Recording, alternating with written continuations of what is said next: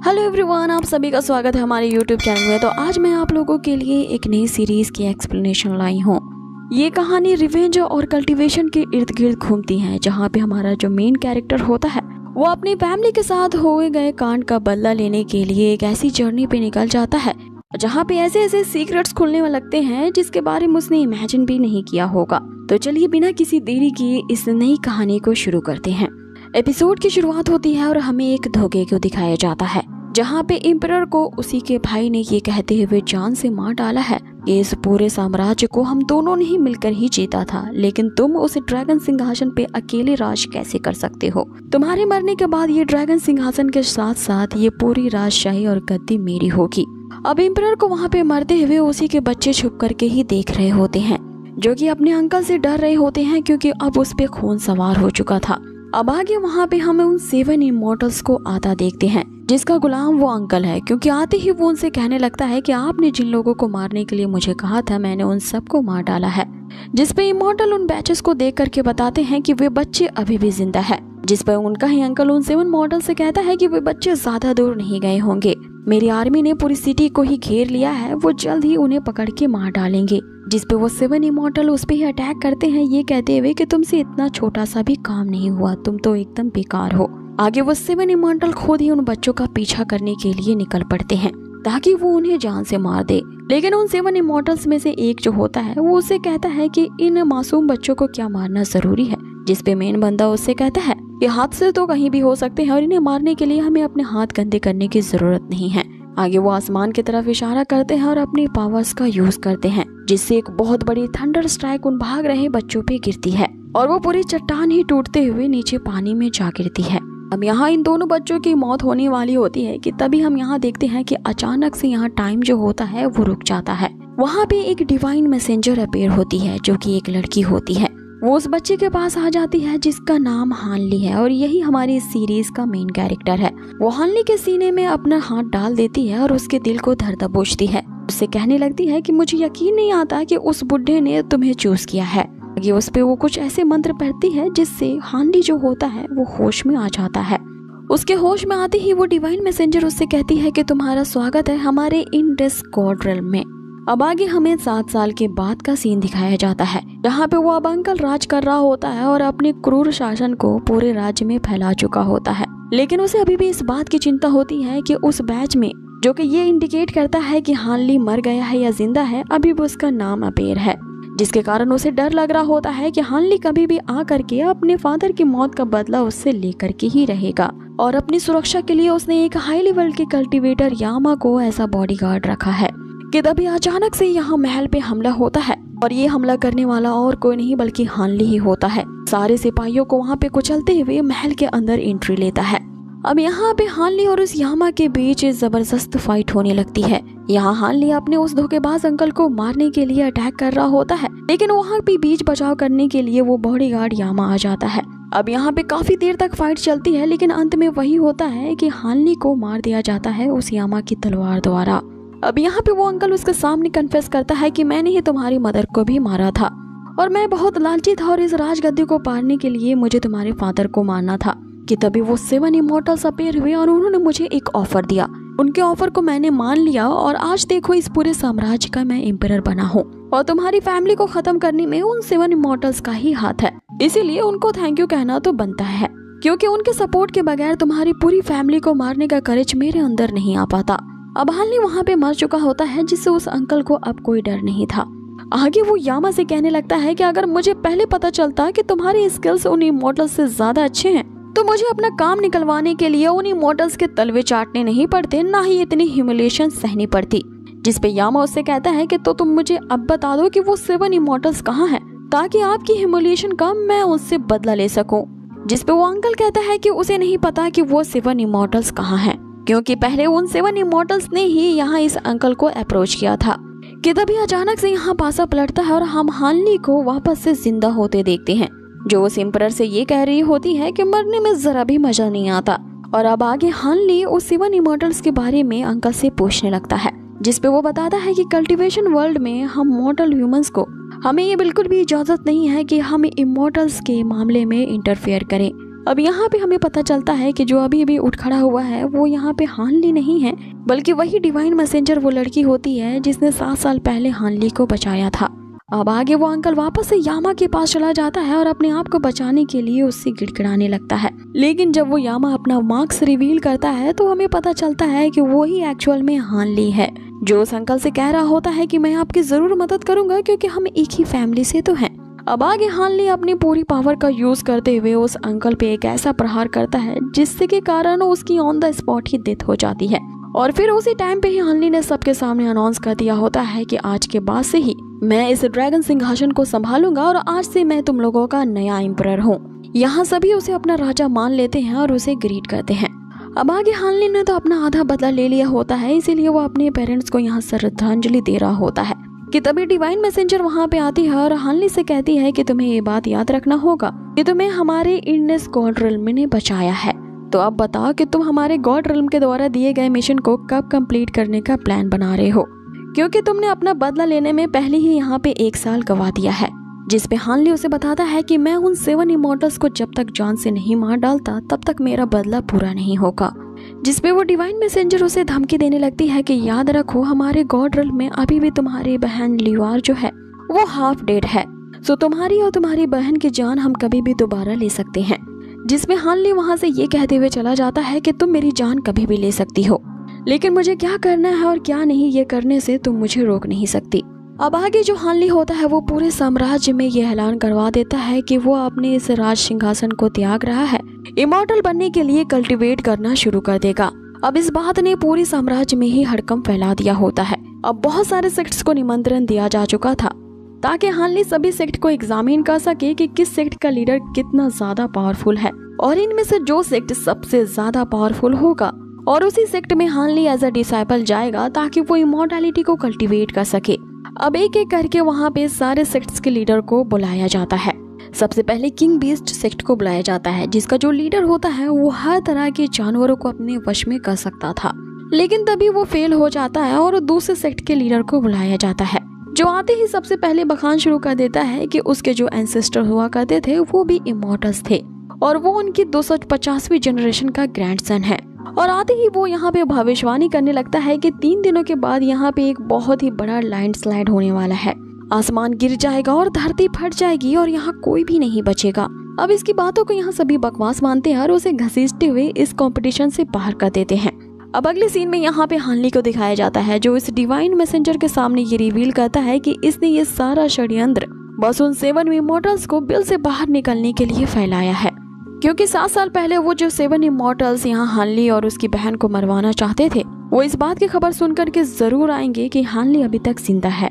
जिसपे divine messenger उससे कहती है कि अगर वो यहाँ पे आ भी गए तो तुम उनका मुकाबला नहीं कर पाओगे, क्योंकि वे इमॉर्टल्स हैं जो कि इमॉर्टैलिटी को कल्टीवेट करते हैं और कल्टीवेशन को अलग अलग पार्ट्स में डिवाइड किया गया है। और अगर उन लेवल्स में से सबसे लोएस्ट लेवल का बंदा भी तुमसे टकरा गया तो तुम उनसे फाइट में जीत नहीं पाओगे।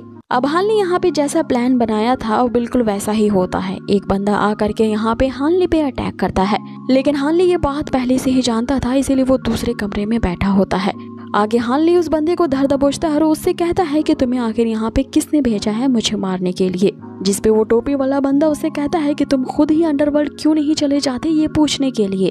अब आगे वो बंदा वहाँ पे पंखों की तरह बिखर जाता है और फिर से हानली पे पलटवार करता है। अब इन दोनों की फाइट से वहाँ पे आग बरसने लगती है, जिसपे आसपास के लोग वहाँ से भाग जाते हैं। और उस लड़की डिवाइन मैसेंजर से हमें ये पता चलता है कि वो बंदा और कोई नहीं बल्कि इमॉर्टल्स का ही एक ऑफिशियल है, जो कि अपने फर्स्ट लेवल पे है और फर्स्ट लेवल पे होने के कारण उसकी कल्टीवेशन काफी ज्यादा लो है। लेकिन लो लेवल पे होने के बावजूद भी वो हानली से काफी अच्छी तरह से फाइट कर रहा है। अब आगे हानली उससे कहता है कि यहाँ बंदरों की तरह उछलना बंद करो, अब मैं तुम्हें दिखाता हूँ कि असली पावर क्या होती है। अब हानली उस पे अटैक करते ही यही पूछता है कि मैं तुमसे आखिरी बार पूछ रहा हूँ कि तुम्हें यहाँ पे किसने भेजा है। जिसपे वो बंदा ये कहती ही कि मैं समझ गया कि तुमने इस कंपटीशन को जानबूझ करके यहाँ पे रखा था, लेकिन याद रखना कि तुम्हें मरवाने के लिए वो चुप नहीं बैठेंगे। आगे वो इतना कहते ही पंखों की तरह फिर से बिखर जाता है। उसके जो पंख होते हैं वो आपकी बार लोहे के बने होते हैं, जो सीधा हानली के बॉडी में घुस जाते हैं। कि तभी डिवाइन मैसेंजर वहाँ पे आके कहती है कि तुम इतनी जल्दी मर नहीं सकते, क्योंकि तुम्हें गॉड रिल्म द्वारा दिया गया मिशन भी तो पूरा करना है, और अगर तुम बिना मिशन पूरा किए ही मर जाओगे तो फिर गॉडरिल में मैं तुम्हारी शिकायत कर दूंगी और किसी ऐसे व्यक्ति से तुम्हारा रिप्लेसमेंट ले लूंगी जो कि मेरी बात हमेशा सुने। कि तभी अचानक से यहाँ सीन चेंज होता है और हमें ताबूत में एक लाश दिखाई जाती है, जिसके पास से एक खूंखार बंदा आता है और उससे कहता है कि आज मैं तुम्हारे बार बार पुनर्जीवन के रहस्य को जान के ही रहूंगा। भले ही तुमने मुझे आज यहाँ पकड़ने का अच्छा जाल बिछाया था, लेकिन तुम आज अपने ही जाल में मारे गए। और जैसे ही वो उस लाश पर से कवर उठाता है, हमें पता चलता है कि वो फिर से डिवाइन मैसेंजर ही होती है। और अब वापस से वहाँ हानली अपेयर होता है और उस बंदे को धर दबोचता है, क्योंकि उसे मरवाने के लिए जो एसेसियन भेजे जा रहे होते हैं वो भेजने वाला यही बंदा होता है। अब आगे वो उस बंदे से फाइट करने लगता है और उसे ये उगलवाने की कोशिश करने लगता है कि वो उन 7 इमॉर्टल्स का अता पता बता दे, क्योंकि वो 7 इमॉर्टल्स एक नेटवर्क के थ्रू काम करते हैं और ये बंदा उनकी सबसे छोटी कड़ी था। लेकिन जैसे यहाँ पे हानली अपने शॉट से उस पे मल्टीपल अटैक करता है, वो बंदा अचानक से अपने फ्लाइंग शॉट को समन करता है और वो उड़ती हुई तलवार यहाँ हानली की छाती के आर पार कर जाती है। आगे वो बंदा यहाँ हानली को बताता है कि मैंने इस फ्लाइंग शॉट के लिए अपनी एक आंख गंवा दी और ये कोई ऐसी वैसी तलवार नहीं बल्कि उन इमॉर्टल्स की ही एक तलवार है। तुम भला मैजिक और इस तरह के रहस्यमय चीजें के बारे में नहीं जान पाओगे जब तुम इन इमॉर्टल्स के एक जादुई तलवार का ही सामना नहीं कर पाए तो बड़े आए उन इमॉर्टल्स से बदला लेने वाले। लेकिन वो बंदा ये देखकर हैरान रह जाता है कि अभी भी हानली की मौत नहीं हुई है, भले ही वो तलवार उसके सीने के आर पार जा चुकी है। आगे हानली हंसते हुए यहाँ पे उठ खड़ा होता है और उससे कहता है कि इस तलवार के बारे में बताने के लिए तुम्हारा शुक्रिया। आगे वो अपनी ही बॉडी से वो तलवार को निकालता है और उस बंदे के सामने ले आता है, लेकिन अचानक से उस तलवार को उसकी गर्दन के आर पार जाने से रोक लेता है और 1 सेकंड के अंदर ही उस फ्लाइंग शॉट को डिस्ट्रॉय कर देता है। हानली की पावर देख करके वो बंदा दंग रह जाता है और सोचने लगता है कि आखिर ये किस तरह की पावर है। अब आगे वो बंदा यहाँ अपने घुटने टेक देता है और सारी सच्चाई उगलने लगता है कि किस तरह से उन इमॉर्टल ने उसकी एक आंख फोड़ डाली और उसके साम्राज्य को ही जला दिया गया और उसे मजबूर किया गया कि अगर वो बंदा इन इमॉर्टल्स के कहे गए काम को नहीं मानेगा तो वो उसकी जान भी ले लेंगे। आगे वो बंदा ये भी कन्फेस करता है कि वो उनका सिर्फ एक मोहरा है और उनके आता पता का इसे कुछ नहीं मालूम। आगे वो उनसे कहने लगता है कि वे लोग बहुत खतरनाक है, इसलिए अपने बदले को यहीं पे भूल जाओ। उन 6 इमॉर्टल्स की जो ताकत है वो तुम्हारी सोच की भी परे है। वे लोग इतने सुपीरियर है कि उनकी स्ट्रेंथ के बराबर तुम कभी नहीं पहुंच पाओगे। अब उस बंदे की डर के कारण पहले ही हालत खराब होती है, इसीलिए हानली उसे छोड़ देता है और अगले सीन में हम देखते हैं कि हानली ने अब राजगद्दी को त्याग दिया होता है और प्राइम मिनिस्टर के हवाले कंट्री का कामकाज छोड़ते हुए वो इमॉर्टैलिटी को कल्टीवेट करने की जर्नी पे निकल पड़ता है। अब आगे रास्ते में यहाँ डिवाइन मैसेंजर जो होती है वो उसे कई सारे तरीके बता रही होती है कि बिना 100 साल की तपस्या किए हुए ही वो किस तरह से किसी पिल का यूज करके कल्टीवेशन की जर्नी को तुरंत मिनटों में ही पूरी कर सकता है। और डिवाइन मैसेंजर इस तरह के कई और सारे नुस्खे उसे बता रही होती है। आगे वो कहती है कि जिस चांगान सेक्ट की तरफ तुम जा रहे हो, मैंने सुन रखा है कि उसका लीडर काफी ज्यादा ना क्रूर है और अगर उसने तुम्हारे साथ बेइज्जती की तो मैं उसे बहुत बुरा सबक सिखाऊंगी। लेकिन यहाँ हानली उसकी बातों को इग्नोर करके आगे बढ़ता ही जा रहा था, जिस पे डिवाइन मैसेंजर उससे कहती है कि वो एक गॉड की एंजल है। सो तुम्हारी हिम्मत कैसे भी मुझे इग्नोर करने की, लगता है तुम्हें अपनी जिंदगी से प्यार नहीं है। लेकिन तभी हानली को एक लड़की दिखाई देती है जो कि एक कब्र पे अपनी श्रद्धांजलि पेश करने आई थी। यहाँ चाइनीज कल्चर में कब्र के ऊपर शराब रखा जाता है श्रद्धांजलि पेश करने के लिए। डिवाइन मैसेंजर जो होती है वो उस वाइन को लेकर के पीने लगती है, ये कहते हुए कि मरे हुए लोग थोड़ी ना आएंगे पीने के लिए। कि तभी हानली उस कब्र पे देखता है जहाँ पे कोई नाम नहीं लिखा होता, जिसका मतलब है कि किसी ने जानबूझ करके अपने गिल्ड को दूर करने के लिए किसी दूसरे के लिए कब्र बनवाई है। अब आगे वही लड़की इन दोनों को ही छुप करके देख रही होती है, जहाँ पे हानली जो होता है उस वाइन बॉटल को वहीं पे रख देता है और वहाँ पे उसे एक खास प्रकार का बैच भी मिलता है, जिसे लेकर के वो सोचने लगता है कि इस तरह के बैच को बनाने के लिए जो जेड इस्तेमाल किया गया है वही जेड उसके डेथ इंडिकेटर वाले जेड में भी इस्तेमाल किया गया है। कि तभी डिवाइन मैसेंजर वहाँ पे आ जाती है और उसके सामने बहुत सारे इसी तरह के बैजेस का ढेर लगा देती है, ये कहते हुए कि इन बैजेस के बारे में ज्यादा सोचना बंद करो, क्योंकि ये गली के हर वो दूसरे इंसान के पास इस तरह के बैज तुम्हें मिल जाएंगे जो कि उस चांगान सेक्ट में होने वाले इंटर टेस्ट में पार्टिसिपेट करने के लिए जा रहे हैं। जिसमें हानली उसे पूछता है कि ये सारे बैजेस तुम्हें कहाँ से मिले, तो डिवाइन मैसेंजर उसे बताती है कि मैं जो चाहती हूँ ना मुझे आराम से मिल जाता है। लेकिन बाद में हमें असलियत दिखाया जाता है कि ये सारे बैजेस को उसने उन सारे डिसाइपल को मार कुटाई करके ली थी। अब अगले सीन में हम हानली को देखते हैं जो कि वही चांगान सेक्ट में पहुंच चुका होता है, जहां पे पार्टिसिपेट करने वाले जो कैंडिडेट्स थे उनकी कोई बहुत ही बुरी तरीके से कुटाई कर रहा होता है। अब वो जो बंदा होता है वो काफी ज्यादा पावरफुल डिसाइपल होता है, जो कि उसी सेक्ट के ही एल्डर का बेटा था। उसे अपनी पावर का काफी ज्यादा घमंड होता है। वो वहाँ पे आए हुए सभी पार्टिसिपेट करने वाले जो कैंडिडेट्स थे उन सबको अकेला ही मार रहा होता है, ये कहते हुए कि हमारे सेक्ट के मास्टर पेविलियन ने इसकी इजाजत क्या दी कि तुम लोग आके यहाँ पे प्रैक्टिस कर सकते हो, तो कोई भी आयरा गहरा आकर के यहाँ पे इंट्री टेस्ट में पार्टिसिपेट नहीं कर सकता क्योंकि तुम सभी इसके काबिल ही नहीं हो। आगे वो उन सभी को यूजलेस कहते हुए उन्हें बुली करता है और खदेड़ करके वहाँ से बाहर निकाल देता है कि याद रखो उस प्लेस पे जाने का ड्रीम ही नहीं देखना चाहिए जहाँ पे तुम्हारी औकात ही नहीं है जाने की। कि तभी वहाँ पे हानली आ जाता है और इसके इस घमंडी स्पीच को वो सुन लेता है और अब उस पे वो पीछे से अटैक करता है, ये कहते हुए तो चलो मैं इस एंट्री टेस्ट को देने का ट्राई करता हूँ। अब आगे हानली के एक ही किक में वो एल्डर का जो सन होता है वो दूर जा गिरता है और यहाँ पे हानली उसकी खूब कुटाई करता है। अब हानली उसे कहता है कि अब जब मैं तुम्हें हरा चुका हूँ, जिसका यही मतलब है कि मैं अब इस चांगान सेक्ट का एक डिसाइपल बनने के काबिल हूँ। जिसपे इंस्ट्रक्टर वहाँ हानली से कहता है कि मेरे एक डिसाइपल को हराना इस टेस्ट को पूरा करना नहीं है, तुम्हें यहाँ पे सेकंड टेस्ट को भी पार करना होगा जो कि एक स्पिरिचुअल फाइट होगी। जिसपे डिवाइन मैसेंजर उसे आके बताती है जिसे सिर्फ हानली ही देख सकता था। कि तभी डिवाइन मैसेंजर आके उसे बताती है जिसे सिर्फ हानली ही देख सकता था कि इस चांगान सेक्ट वालों ने जानबूझ करके ये एंट्री टेस्ट को रखा है ताकि अपना एंटरटेनमेंट कर सके। इन्हें पहले से ही किसी भी नए डिसाइपल को एंट्री इस चांगान सेक्ट में नहीं देना था और ये सब सिर्फ अपने ये एंटरटेनमेंट के लिए कर रहे थे। और यहाँ दूसरे टेस्ट का तो सिर्फ बहाना है, ये तुम्हें वाकई में सेक्ट में नहीं लेना चाहते, इसीलिए लगता है कि तुम्हें अब कुछ रियल स्किल्स यहाँ पे दिखाने होंगे। अब हानली तो इस पे एग्री कर जाता है, लेकिन वो बंदा फिर से हानली से मार खाने के लिए यहाँ पे मना कर रहा होता है। अब आगे इनकी यहाँ स्पिरिचुअल फाइट शुरू हो जाती है, जिससे वो बंदा समझ जाता है कि हानली कोई आम बंदा नहीं है और वो बंदा यहाँ पे हानली पे एक भी अटैक नहीं कर पाता क्योंकि हानली यहाँ बहुत ही ज्यादा फास्ट होता है। अब हानली उसकी यहाँ बहुत कुटाई करता है, जिससे वो बंदा चीख चीख कर अपने इंस्ट्रक्टर से कह रहा होता है कि मुझे यहाँ बचाओ वरना ये मुझे मार डालेगा। अब आगे वो इंस्ट्रक्टर उसे बचाने के लिए तो आता है, लेकिन हानली के एक ही पंच में वो वहीं पे ढेर हो जाता है। आगे वो बंदा फिर से हानली पे अटैक करने के लिए उठ खड़ा होता है, ये कहते हुए कि मेरे जिंदा रहते हुए तुम मेरे इस चांगान सेक्ट में एंट्री नहीं ले पाओगे। लेकिन हानली उस पे एक ऐसा अटैक करता है कि वो बंदा वहीं मारा जाता है। अब हानली को इस परेशानी से बचाने के लिए कि उसने एल्डर के सन को ही यहाँ मार डाला है, डिवाइन मैसेंजर जो होती है वो उस बंदे के अंदर प्रवेश कर जाती है और यहाँ पे उठते हुए वो हानली से माफी मांगने लगती है और उसने जिन बंदों को अभी मारा था उन सभी से माफी मांगने लगती है, ये कहते हुए कि मैं यहाँ पे बहुत एरोगेंट था, इसीलिए मेरे जैसा घमंडी बंदा तो जिंदा रहना डिजर्व ही नहीं करता है। आगे जो मेरी डिसाइपल वाली स्टेटस है मैं इसे हानली को सौंपता हूँ और मैं अपनी जान को यहाँ खुद ही लेता हूँ। ये कहते हुए डिवाइन मैसेंजर जो होती है उसकी बॉडी समेत खाई में गिर जाती है ताकि सबको यही लगे कि उस बंदे ने अपनी जान यहाँ पे खुद ली है।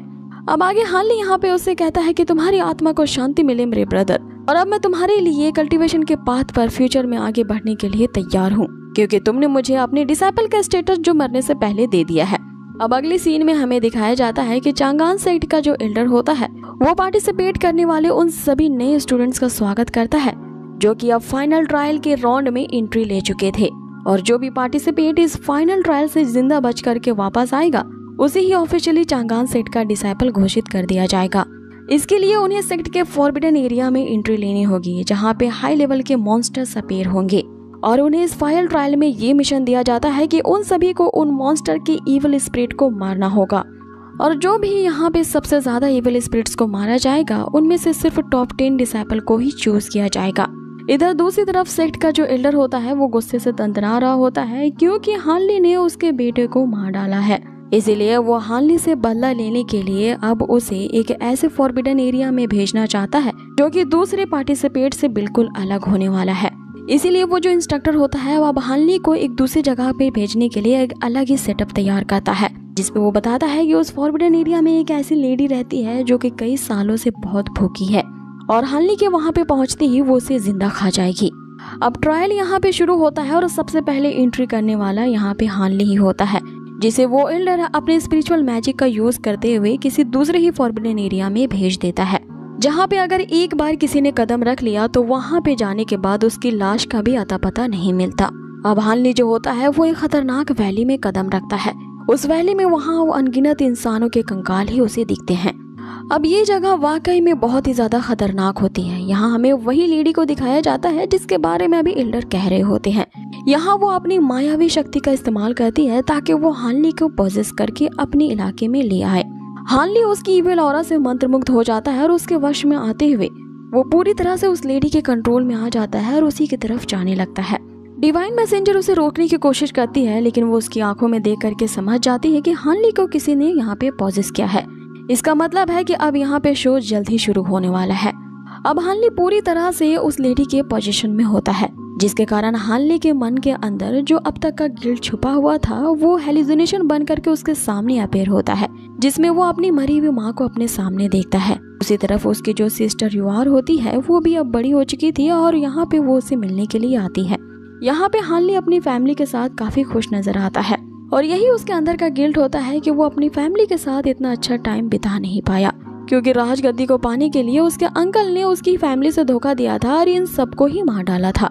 लेकिन यहाँ पे हानली इस भ्रम को समझ जाता है कि कोई उसके माइंड के साथ खेल रहा है, इसीलिए वो यहाँ पे हिम्मत करता है और अपने ही परिवार वालों की, जो कि सिर्फ एक भ्रम है, उन पे अटैक करता है, ये कहते हुए कि तुम सभी पहले ही मारे जा चुके हो और ये सब मेरे मन का वहम है। अब वो लेडी यहाँ पे हानली से कहने लगती है कि मैंने पहली बार एक ऐसे बंदे को देखा है जिसे अपने मन पे इतना ज्यादा काबू है और वो मेरी इस हेलुसिनेशन के झांसे में नहीं फंस पाया। आगे वो खतरनाक लेडी एक एक करके उसके परिवार वालों का फेस शिफ्ट करने लगती है कि फिर भी तुम मेरे भ्रम से यहाँ पे नहीं बच पाओगे। अब आगे इस भ्रम को खत्म करने के लिए हानली उन पे अटैक करता है कि तभी हानली के मन के अंदर का जो डर होता है वो उसके सामने अपीयर होता है, जो कि वो 7 इमॉर्टल्स ही होते हैं जिससे हानली इतना खतरनाक बदला लेना चाहता था। लेकिन अब यहाँ पर पासा पलटता है और हानली इन सबको ही यहाँ खत्म कर देता है उस भ्रम को तोड़ने के लिए। आगे जो हानली होता है वो उस लेडी से कहता है कि तुम्हारी हिम्मत कैसे हुई मेरे यादों में झांकने के लिए, और यहाँ पर मेरी यादों में तुमने एंट्री तो ले ली है, तो चलो देखते हैं कि तुम मेरे अंदर के इविल स्पिरिट को हैंडल कर पाती हो कि नहीं। ऐसा कहते हुए हानली पूरी तरह से ट्रांसफॉर्म हो जाता है और उसके डेविल रूप को हम सामने देखते हैं। अब हानली के यहाँ 2 रूपों को हमें दिखाया जाता है, एक में वो एक मॉन्क बुद्धिस्ट है और दूसरे में वो एक डेविल है। अब अपने सबकॉन्शियस माइंड में वो ऐसा अटैक उस लेडी पे करता है कि वो बाहर निकल आती है और अब हमें यहाँ पता चलता है कि वो लेडी एक्चुअल में एक डेमन है। अब वो 9 टेल वाली डेमन फॉक्स जो होती है वो यहाँ उठते ही हानली पे अटैक करने लगती है, लेकिन हानली उसके हर एक अटैक को आसानी से डॉज कर लेता है और उसके एक दांत को दिखाते हुए उससे कहता है कि हमें बताओ कि यहाँ से निकलने का रास्ता कहाँ पे है। जिसपे वो डेमन फॉक्स उसे बताती है कि इस वैली में तो आने के बहुत सारे रास्ते हैं, लेकिन जाने के रास्ते तुम्हें नजर नहीं आएंगे। आज तक कितने यहाँ पे आए हैं लेकिन कोई भी जिंदा वापस नहीं गया, और तुम्हारी समाधि भी मैं यहीं पे बनाऊंगी। अब हानली एक जोरदार किक उसे लगाता है और उसके छाती पे पैर रखते हुए कहता है कि सही सही बता दो कि इन दोनों दुनियाओं से बाहर निकलने का रास्ता कहाँ है, और अगर तुम मुझे ऐसा बताती हो तो हो सकता है कि मैं तुम्हें भी यहाँ से निकलवा सकूं। जिस पे वो डेमन फॉक्स उससे कहती है कि सारे सेल्फिश और हिपोक्रेट होते हैं, इंसान वादे तो बहुत करते हैं लेकिन सब एक जैसे ही स्वार्थी होते हैं। आगे वो अपनी कहानी बताने लगती है कि किस तरह 1000 साल पहले हेलेना, जो कि एक मॉर्टल गर्ल होती है, उसने जानबूझ करके इस डेमन फॉक्स से दोस्ती की होती है, लेकिन अपने स्वार्थ के लिए उस हेलेना ने इसका फायदा उठाया और उसके इन फॉक्स टेल को ही काट दिया। यहाँ तक उसने मेरे से मेरा वो सील ले लिया और मेरे कई सारे लोगों को मारते हुए उसने मेरे पूरे टेरिटरी पे कब्जा कर लिया, और मैं आज तक उसके इस धोखे को भूली नहीं हूँ और इसी बदले की आग में जल रही हूँ। इसीलिए तुम अगर मुझे यहाँ मारना चाहते हो तो मुझे मार करके जा सकते हो, लेकिन मेरे फॉक्स क्लाइन के जो सताए गए स्पिरिट्स हैं वो उस चांगान सेक्ट से बदला लेकर ही रहेंगे, जिनकी वजह से आज हम यहाँ इस मॉन्स्टर वैली में फंसे हुए हैं। अब आगे हानली उसे कहता है कि मुझे तुम्हारे बदले से कोई लेना देना नहीं है, सिर्फ ये बता कि यहाँ इस जगह से निकलना कैसे है। जिस पे डेमन फॉक्स उसे बताने लगती है कि अगर तुम उस हेलेना के शॉर्ट को खींच लेते हो उस जगह से तो तुम इस वैली से निकल पाओगे, लेकिन यहाँ से जाने का एक दूसरा लेकिन सबसे तेज तरीका भी ये है कि तुम मुझे मार करके यहाँ से जा सकते हो। जिस पे हानली उसे कहता है कि मेरी तुम्हारे साथ कोई पर्सनल दुश्मनी नहीं है, इसीलिए मैं पहले रास्ते को चूज करता हूँ। जिस पे डेमन फॉक्स उससे कहती है कि मैंने पहली बार एक ऐसा मॉडल देखा है जो दूसरे के बारे में सोच रहा है, और उन सभी कमीनों से तुम अलग हो जो कि मुझे मिले थे। इसीलिए चलो मैं तुम्हें एक राज की बात बताती हूँ। वो जो चांगान सेक्ट का एल्डर है उसी ने ही ये वैली बनाया है। वो इतना धूर्त है कि यहाँ पे नए डिसेपल्स को भेजता है ताकि वो उस तलवार को निकाल पाए, लेकिन आज तक कोई भी उस तलवार को नहीं निकाल पाया है, क्योंकि उस तक पहुँचने से पहले मैं उन्हें खत्म कर देती थी। क्योंकि अगर कोई उस तलवार को निकाल लेगा तो वो उस चांगान पैविलियन का नया फ्यूचर लीडर बन जाएगा। और 1000 साल बीत गए हैं, जिसने भी उस तलवार को छुआ है वो आज तक जिंदा नहीं बच पाया है। तो क्या तुम अभी श्योर हो कि उस तलवार को निकालना चाहते हो? जिस पे हानली ये कहती है कि तुम्हें इसके बारे में सोचने की जरूरत नहीं है, उस तलवार के पास पहुंच जाता है। हानली के वहां आते ही वो तलवार अपने आप कंपन करने लगती है। अब देखते ही देखते हानली उस तलवार को तो निकाल लेता है, लेकिन डेमन फॉक्स उसे हाथ हिलाते हुए कहती है कि बहुत अच्छा, आशा करती हूँ कि तुम्हारी डेथ जर्नी मंगलमय हो। यानी कि ये सब उस डेमन फॉक्स की चाल होती है हानली को मरवाने के लिए। वहाँ की जमीन अब अचानक से फटती है और हानली उस तलवार समेत नीचे गिरने लगता है, जिस पे डेमन फॉक्स उस डिवाइन मैसेंजर से कहती है कि क्या तुम्हें अपने साथी को बचाने की जरूरत नहीं है? जिस पे डिवाइन मैसेंजर उससे कहती है कि मरने दो, अगर ये मर जाता है तो मुझे नया कंपेनियन मिल जाएगा। लेकिन अब आगे हम हानली को देखते हैं जो कि उस तलवार के सहारे से नीचे लैंड करता है, जहाँ पे उसे हेलिना दिखती है जो उससे कहती है कि मैं चाहती थी कि तुम मेरे इस तलवार को निकालो ताकि तुम उस पैवेलियन के लीडर बन जाओ, लेकिन उससे पहले तुम्हें इन डेमन मॉन्स्टर्स से फाइट करनी होगी। जिस पे हानली उससे कहता है कि वो यहाँ सिर्फ तलवार को लेने आया है, उसे इन मॉन्स्टर्स को किल करने में कोई इंटरेस्ट नहीं है। अब हानली वहाँ से जाने लगता है कि तभी वो डेमन मॉन्स्टर्स उसका रास्ता रोकते हैं और आगे हेलेना उससे कहती है कि अगर तुम इन मॉन्स्टर्स को नहीं मारोगे तो फिर तुम्हारा जीना ही बेकार हुआ। अब उन मॉन्स्टर्स के अपीयर होती ही वो तलवार अपने ही आप एक्टिवेट हो जाती है और अब आगे हम हानली और उन मॉन्स्टर्स के बीच काफी कड़ाके की फाइट देखते हैं और अब चारों तरफ से उन मॉन्स्टर्स की स्पिरिट यहाँ हानली को घेर लेती है। अब आगे यहाँ हेलेना बताना शुरू करती है कि जो चांगान सेट का लीडर था उसने सदर्न सिटी में पेट्रोल करने वाले 1800 लोगों को मार डाला था और उन्हीं 1800 लोगों के स्पिरिट्स यहाँ पे कैद हैं। तो जब तक तुम इन इविल स्पिरिट्स को यहाँ पे नहीं खत्म करोगे, अपने अंदर के एनिमीज को भी नहीं मार पाओगे। अब आगे वापस से हानली को हेलुसिनेशन आने लगते हैं। उसे ऐसा भ्रम होने लगता है कि जैसे वो अपने ही दुश्मनों का खात्मा कर रहा है, जिसके कारण उसके मन में जो इतने सालों से जो दबी हुई नफरत थी वो बाहर आने लगती है और उसके दिल में जितना ज्यादा नफरत होती है उसके कारण उस लेक का पानी उतना ही ज्यादा उबलने लगता है। और यही वो तो हेलेना चाहती थी, जिसे देख के वहाँ बाहर खड़ी डेमन फॉक्स कहने लगती है कि ये पानी फिर से उबल रहा है, मतलब कि हानली भी उन दूसरों के जैसा ही निकला। उसके दिल में भी नफरत भरी है जिसकी वजह से वो अपने शराब से मुक्ति नहीं पा सकती। अब आगे हानली यहाँ अपने आप पे काबू नहीं कर पाता। उसकी जिंदगी की जो भयानक यादें होती हैं उसे यहाँ पे हॉन्ट करने लगती हैं, लेकिन फाइनली उसे एक आवाज इन सब से बाहर निकालती है जो कि उसी की सिस्टर युवार की होती है, जो उस भ्रम की दुनिया के बाहर वाले हिस्से में होती है और यहाँ अपने वो ब्रदर को प्यार से पुकारती है, जिसके कारण हानली की जो नफरत होती है वो अचानक से शांत हो जाती है और अब उसके अंदर की जो डुअल स्पिरिट होती है हम उसे बाहर निकलता देखते हैं, जिसमें अब की बार वो मॉन्क वाली स्पिरिट बाहर निकलती है और फिर यहाँ पे एक जोरदार ब्लास्ट होता है जिससे वो जितने भी इविल स्पिरिट्स वहाँ पे कैद थी वो सभी उस लेक से आजाद हो जाती हैं। आगे हेलेना भी ये देख करके दंग रह जाती है कि आखिर ये कैसे हो सकता है, जिस पे हानली उससे कहता है कि तुम हेलेना नहीं हो बल्कि सिर्फ उसका ऑब्सेशन हो। अब ये सुनते ही कि हेलेना एक ह्यूमन बीइंग नहीं है बल्कि एक स्पिरिट है, वो तिलमिला उठती है। अब आगे हेलेना ने जितने भी इविल स्पिरिट्स को यहाँ पे ट्रैप करके रखा था वो सभी आजाद हो जाते हैं। इसे चिढ़ते हुए हेलेना यहाँ वापस से हानली के स्पिरिट पे अटैक तो करती है, लेकिन वो उसे चोट नहीं पहुंचा पाती। अब हानली उसे भी शांत करते हुए हेलेना के अंदर के नफरत से उसे आजादी दिला देता है, जिसके कारण उसकी स्पिरिट गायब हो जाती है, जिसके कारण उस पूरे इलाके को उसने एक खतरनाक एरे से बांध रखा था वो एरे भी डिसअपीयर हो जाता है। और अभिशाप के टूटते ही वो जो डेमन फॉक्स होती है वो काफी ज्यादा खुश हो जाती है कि फाइनली वो अब अपने रियल फेस को पा सकेगी और आधे फॉक्स और आधे ह्यूमन की बॉडी से निजात पा सकेगी, क्योंकि वो अभिशाप अब खत्म हो चुका है। अब आगे हानली भी उस लेक से बाहर निकलता है और यहाँ डिवाइन मैसेंजर से पूछता है कि उसे इस लेक के अंदर कितने दिन बीत गए थे, जिसपे डिवाइन मैसेंजर उसे बताती है कि तुम 3 दिनों से इसके अंदर थे। इसके बाद हमें अगली सीन में दिखाया जाता है कि वो जो डेमन फॉक्स होती है वो उस वैली से अब आजाद हो चुकी थी, क्योंकि हानली ने ही उस ओल्ड पैवेलियन मास्टर के शॉट को उस वैली से खींच लिया था, जिसके कारण उस डेमन फॉक्स की इविल स्पिरिट भी वहां से आजाद हो जाती है।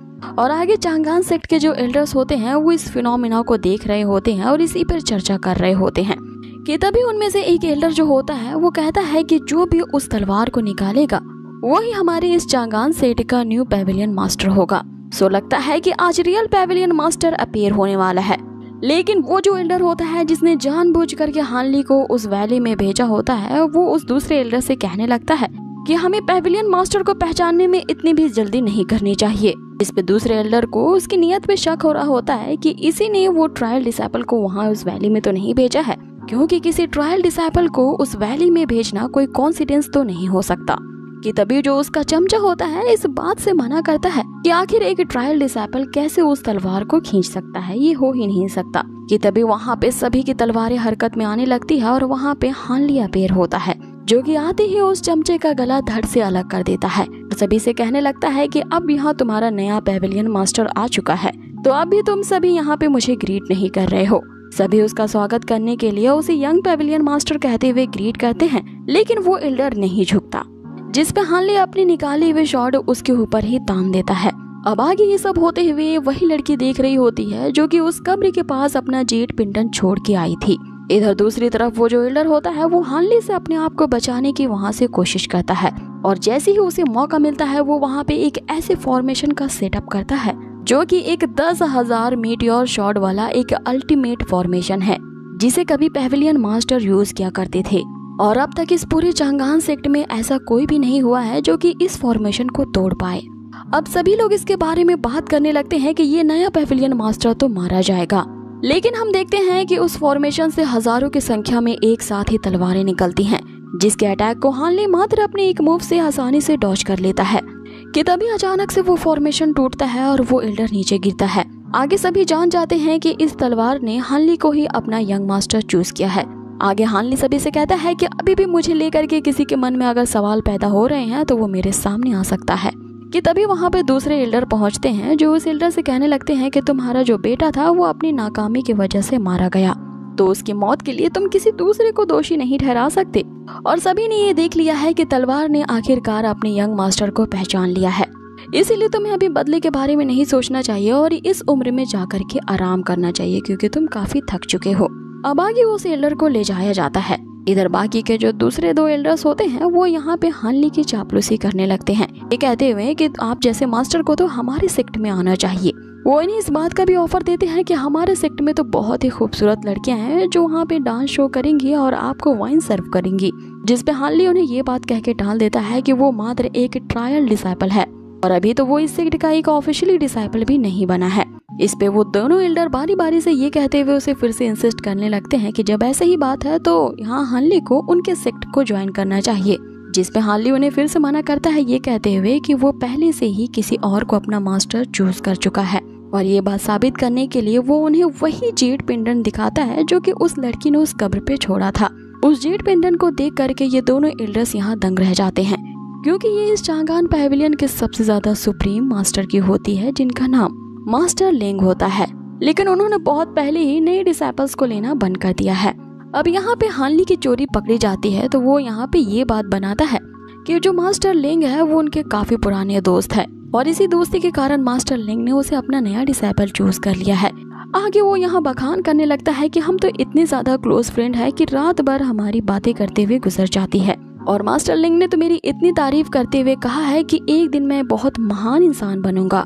कि तभी वहाँ पे मास्टर लेंग आ जाते हैं पीछे से, जो कि हानली को चुप रहने के लिए कहते हैं। इधर जब हानली पीछे मुड़ के देखता है तो उसे पता चलता है कि ये तो वही लड़की है जो कि उस कब्र के पास इस जेट पेंडेंट को छोड़ के चली गई थी। आगे वो दोनों एल्डर उसे बताती है कि यही तो हमारे मास्टर लेंग हुआना है। यहाँ हुआना जो होती है वो तुरंत ही हानली का हाथ पकड़ती है और वहाँ से दूर ले जाती है और उसे कहती है कि तुमने बहुत सारा झूठ बोल दिया है और अब ये जो मेरा जेट पेंडेंट है मुझे तुम वापस कर दो। जिस पे हानली उसे बताता है कि वो एक खास मकसद के लिए इस चांगान सेक्ट में आया है और उसके कुछ बुरे इरादे नहीं हैं। वो बस एक खास बात को पता लगाना चाहता है और इसे जानने के बाद वो अपने आप इस सेक्ट से चला जाएगा। लेकिन हुआना सबसे पहले उस पेविलियन मास्टर की शॉट जो कि हानली ने उस वैली से निकाला था उसे लेती है और हानली के साथ काफी रूड व्यवहार करती है, क्योंकि ना वो उसे खाने के लिए पूछती है ना उसके रहने का इंतजाम करती है। इसीलिए जो हानली होता है वो बाहर ही एक रैबिट को रोस्ट कर रहा होता है कि तभी वहाँ हुआना पहुंच जाती है और उसे ऐसा करने से मना करती है। जिस पे हानली उसे कहता है कि मैं तुम्हारे जैसा निर्दयी नहीं हूँ और ना ही मेरे पास तुम्हारे जैसा कल्टीवेशन लेवल है कि मैं इस भूख और कड़कड़ाती ठंड से बच सकूं। जिस पे डिवाइन मैसेंजर, जिसे सिर्फ हानली ही देख सकता था, वो वहाँ पे आती है और हानली को याद दिलवाती है कि तुम्हारे पास अब सिर्फ 2 दिन ही बचे हैं, तुम्हें जल्द से जल्द फेंग शुई का ट्रेजर लैंड अपने लिए ढूंढना होगा। अब ये ट्रेजर लैंड क्या है और हानली इसे क्यों ढूंढ रहा है इसके बारे में हमें आगे पता चलेगा। आगे डिवाइन मैसेंजर उससे कहती है कि अगर ये काम तुमने 2 दिन में नहीं किया तो तुम अपनी ही कब्र को खोद डालोगे और उस कब्र पे टाइटल लिखा होगा दुनिया का सबसे नंबर 1 यूजलेस पर्सन। जिसपे हानली उसे कहता है कि मुझे उस टाइटल की जरूरत नहीं है क्योंकि मेरे पास पहले ही एक टाइटल है यंग पैविलियन मास्टर का। अब आगे हानली उसे कहता है कि एक रैबिट से मेरा कुछ नहीं होने वाला, चलो एक और फॉक्स को रोस्ट करते हैं। और झाड़ियों में छुपे वो फॉक्स को बाहर निकालता है, जिससे यहाँ वे लोगों को पता चलता है कि ये वही डेमन फॉक्स होती है जो कि शराब हटने के बावजूद भी अपने ह्यूमन फॉर्म में नहीं आ पाई थी और ये डेमन फॉक्स ही बनी रह जाती है। अब आगे वो पूरी मानव जाति को कोस रही होती है क्योंकि 1000 साल पहले यहाँ चारों तरफ हरियाली थी, लेकिन आज वो भटक रही है क्योंकि उसके पास ना कुछ खाने के लिए है ना रहने के लिए ठिकाना है, क्योंकि उसे सभी जगह बस ह्यूमन सेक्ट्स नजर आ रहे हैं। जिसपे हानली उसे कहता है कि तुम अपना रोना मुझे क्यों सुना रही हो, मैं खुद अपनी लाइफ से परेशान हूँ। आगे वो उसे फेंकते हुए कहता है कि अपने स्किल का यूज करो और यहाँ पे सरवाइव करने की कोशिश करो। आगे वो फॉक्स को डिवाइन मैसेंजर बना लेती है, जिससे वो फॉक्स कहने लगता है कि मैं तुम्हारे लिए कोई भी ट्रबल नहीं पैदा करूंगी, मुझे अपना स्पिरिचुअल पेट बना लो। तुम्हें ना मुझे खाना देने की जरूरत है ना ही मेरे लिए घर का इंतजाम करने की जरूरत है, मैं अपना इंतजाम खुद कर लूंगी, बस तुम मुझे अपना एक स्पिरिचुअल पेट बना लो, क्योंकि मैं एक ऐसे मॉन्स्टर लेवल की डेमन फॉक्स हूँ जो पिछले 1000 सालों से जिंदा है। आगे वो बताती है कि मैं अपने लिए माउंटेन के नीचे एक मास्टर ढूंढ रही थी, लेकिन वहाँ पे मुझे एक ऐसा बंदा मिला जो कि एक इमॉर्टल मॉन्क है और अपने मरने की कगार पे पहुंच चुका है। उसकी कल्टीवेशन लेवल काफी कम है क्योंकि वो व्हील टर्निंग टेक्निक का प्रैक्टिस करता रहा है। और अगर तुम लोगों को मेरी बात का विश्वास नहीं है तो तुम माउंटेन के नीचे जाकर के उस इमॉर्टल मॉन्क को देख सकते हो। इस टेक्निक का यूज करने के कारण वो कई 100 सालों से जिंदा है अपने उस मॉर्टल बॉडी में, लेकिन वो मरने की कगार पे है और अपना एक उत्तराधिकारी ढूंढ रहा है ताकि अपनी इस कुंफू की टेक्निक को उसे सौंप सके। और इसी अपॉर्चुनिटी को पाने के लिए आसपास के जितने भी मास्टर्स हैं सब उसकी तरफ तेजी से बढ़ रहे हैं। अब वो कुछ ही दिनों में मरने वाला है, इसीलिए सारे मास्टर अलग अलग सेक्ट के ये चाहते हैं कि वो जो इमॉर्टल मॉन्क है अपना ये जो यूनिक टेक्निक वाला कुंफू है वो उन्हें हैंड ओवर कर दे। अब इसी मौके का फायदा उठाने के लिए हानली भी मार्क्स लगाए उसी माउंटेन के नीचे पहुंच पड़ता है। यहाँ पहले से ही बहुत सारे सेक्ट्स के मास्टर मौजूद होते हैं। अब सभी लोग उसी इमॉर्टल मॉन्क के बाहर आने का इंतजार कर रहे होते हैं कि तभी हानली धड़ल्ले से गेट के पास पहुंच जाता है और जैसे ही नॉक करने वाला होता है एक निंजा स्टार वेपन उसे हिट करती है, लेकिन हानली जो होता है वो उस अटैक को डॉज कर लेता है और उस वेपन को दूसरी तरफ फेंक देता है, जिससे वहाँ पे इंतजार कर रहे एक मास्टर की मौत हो जाती है। अब हानली के इस स्किल को देख करके एक रेड टोपी वाला बंदा वहाँ पे पहुँचता है और हानली से फाइट करने लगता है। हानली उसे पूछता है कि तुम कौन हो, जिसपे वो बंदा उसे बताता है कि मैं यहाँ इस माउंटेन का प्रोटेक्टर हूँ। अब हानली की स्किल्स यहाँ इतनी ज्यादा तेज होती है कि वो उस बंदे की ही तलवार को तोड़ देता है और वही पार से वो उस बंदे का गला चीर देता है। अब ये देख करके सभी डरने लगते हैं क्योंकि हानली आते ही वहाँ पे बहुत सारे लोगों को किल कर रहा होता है। इससे सभी को पता चल जाता है कि हानली ही वो किंग ऑफ हेल है और अपना बदला लेने के लिए और इस टाइटल को पाने के लिए ही उसने इतनी कड़ी मेहनत की है कि उसके आते ही बस मौतें होने लगती हैं।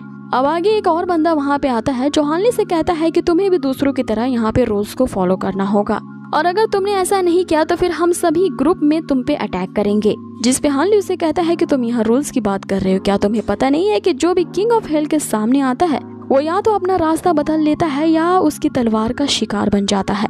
अब ये सुनकर के सारे मास्टर्स एक साथ ही यहाँ पे हानली पे अटैक करते हैं, लेकिन हानली एक पंच में ही सभी को मात दे देता है कि तभी वहाँ का दरवाजा खुलता है और हानली को एक आवाज आती है कि इतना एग्रेसिव होने की जरूरत नहीं है, तुम अंदर आकर के बात कर सकते हो।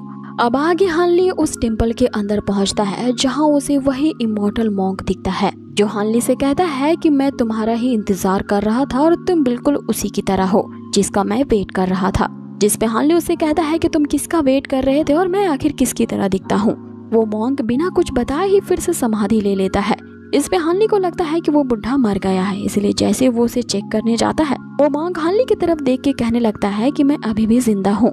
आगे ओल्ड मॉन्क उससे कहता है कि अगर तुम्हें मेरी टेक्निक्स चाहिए तो तुम्हें 3 दिनों तक यहाँ वेट करना होगा ताकि तुम मेरे साथ कनेक्शन अच्छी तरह बना सको। जिसपे हानली उसे कहता है कि मैं लोगों को मारता हूँ और तुम लोगों को बचाते हो, तो आखिरकार हमारे बीच में कनेक्शन कैसे पनप सकता है। आगे वो जो ओल्ड मॉन्क होता है यहाँ हानली की जिंदगी की असलियत उसे बताता है। वो उससे कहता है कि तुम ना तो मरे हुए हो और ना ही जिंदा हो, तुम बिल्कुल लाइफ एंड डेथ के बीच में एग्जिस्ट कर रहे हो। अब ये बात हानली को कुछ समझ में नहीं आती, इसीलिए वो उस ओल्ड मॉन्क को अच्छे से एक्सप्लेन करने के लिए कहता है।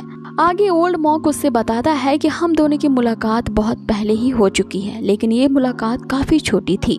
10,000 साल पहले की बात है, जब मैं बच्चा हुआ करता था। उस वक्त मेरा सामना एक खतरनाक शॉर्ट संत से हुआ था।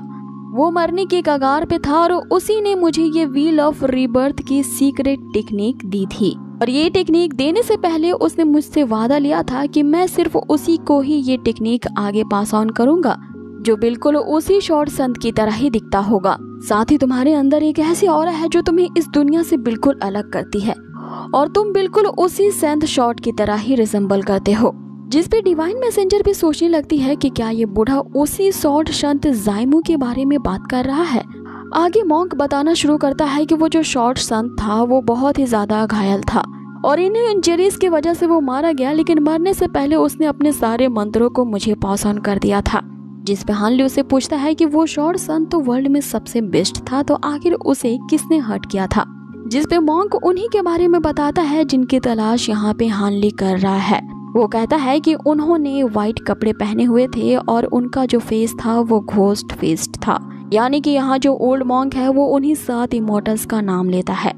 अब आगे हम देखते हैं कि वो जो ओल्ड मॉन्क होता है अपनी सीक्रेट टेक्निक को अब हानली को ट्रांसमिशन कर रहा होता है।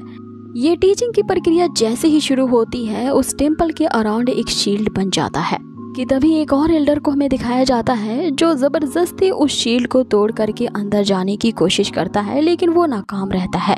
अब आगे हमें वापस से उस टीचिंग प्रक्रिया को दिखाया जाता है जहाँ पे ओल्ड मॉन्क कह रहा होता है कि सीक्रेट टेक्निक को सीखने में उसे 500 साल लग गए, लेकिन तुमने तो इसे मिनटों में ही सीख लिया। इस बात पे कोई शक नहीं है कि तुम ही वो चूजन वन हो। अब आगे वहीं खड़ी डिवाइन मैसेंजर हानली को यहाँ बताती है कि उस शॉर्ट संत की टेक्निक में मुझे लगा था कि इसके पहले पेज की टेक्निक में यहाँ तलवारबाजी सिखाई जाएगी, लेकिन इसकी पहली टेक्निक तो उम्र को लंबी करने वाली है। लेकिन उस टेक्निक को हासिल करने के बाद भी तुम्हारी लाइफ स्पैन तो 1 घंटे भी नहीं बढ़ी है। इस पे हानली इसका जवाब ओल्ड मॉन्क से पूछ रहा होता है कि उसके साथ आखिर इस टेक्निक को लेने के बावजूद भी उसकी उम्र क्यों नहीं बढ़ी है। जिस पे ओल्ड मॉन्क उसे बताता है कि हो सकता है कि ये हेवेंस की मर्जी हो। अब ये सुनते ही जो डिवाइन मैसेंजर होती है वो जोर जोर से हंसने लगती है कि यहाँ पे हानली के साथ ये बुढ़े दोनों ही मरने वाले हैं और यही लगता है गॉड ऑफ हेवन की मर्जी है। जिसमें यहाँ हानली भी हंसते हुए उसे यही जवाब देता है कि ठीक है, अगर मैं मर जाऊंगा तो तुम्हें अगला डिवाइन चाइल्ड मिल जाएगा और हो सकता है कि वो मुझसे ज्यादा स्ट्रॉन्गर हो। आगे जो ओल्ड मॉन्क होता है वो यहाँ हानली के साथ उस डिवाइन मैसेंजर को भी देख पा रहा था।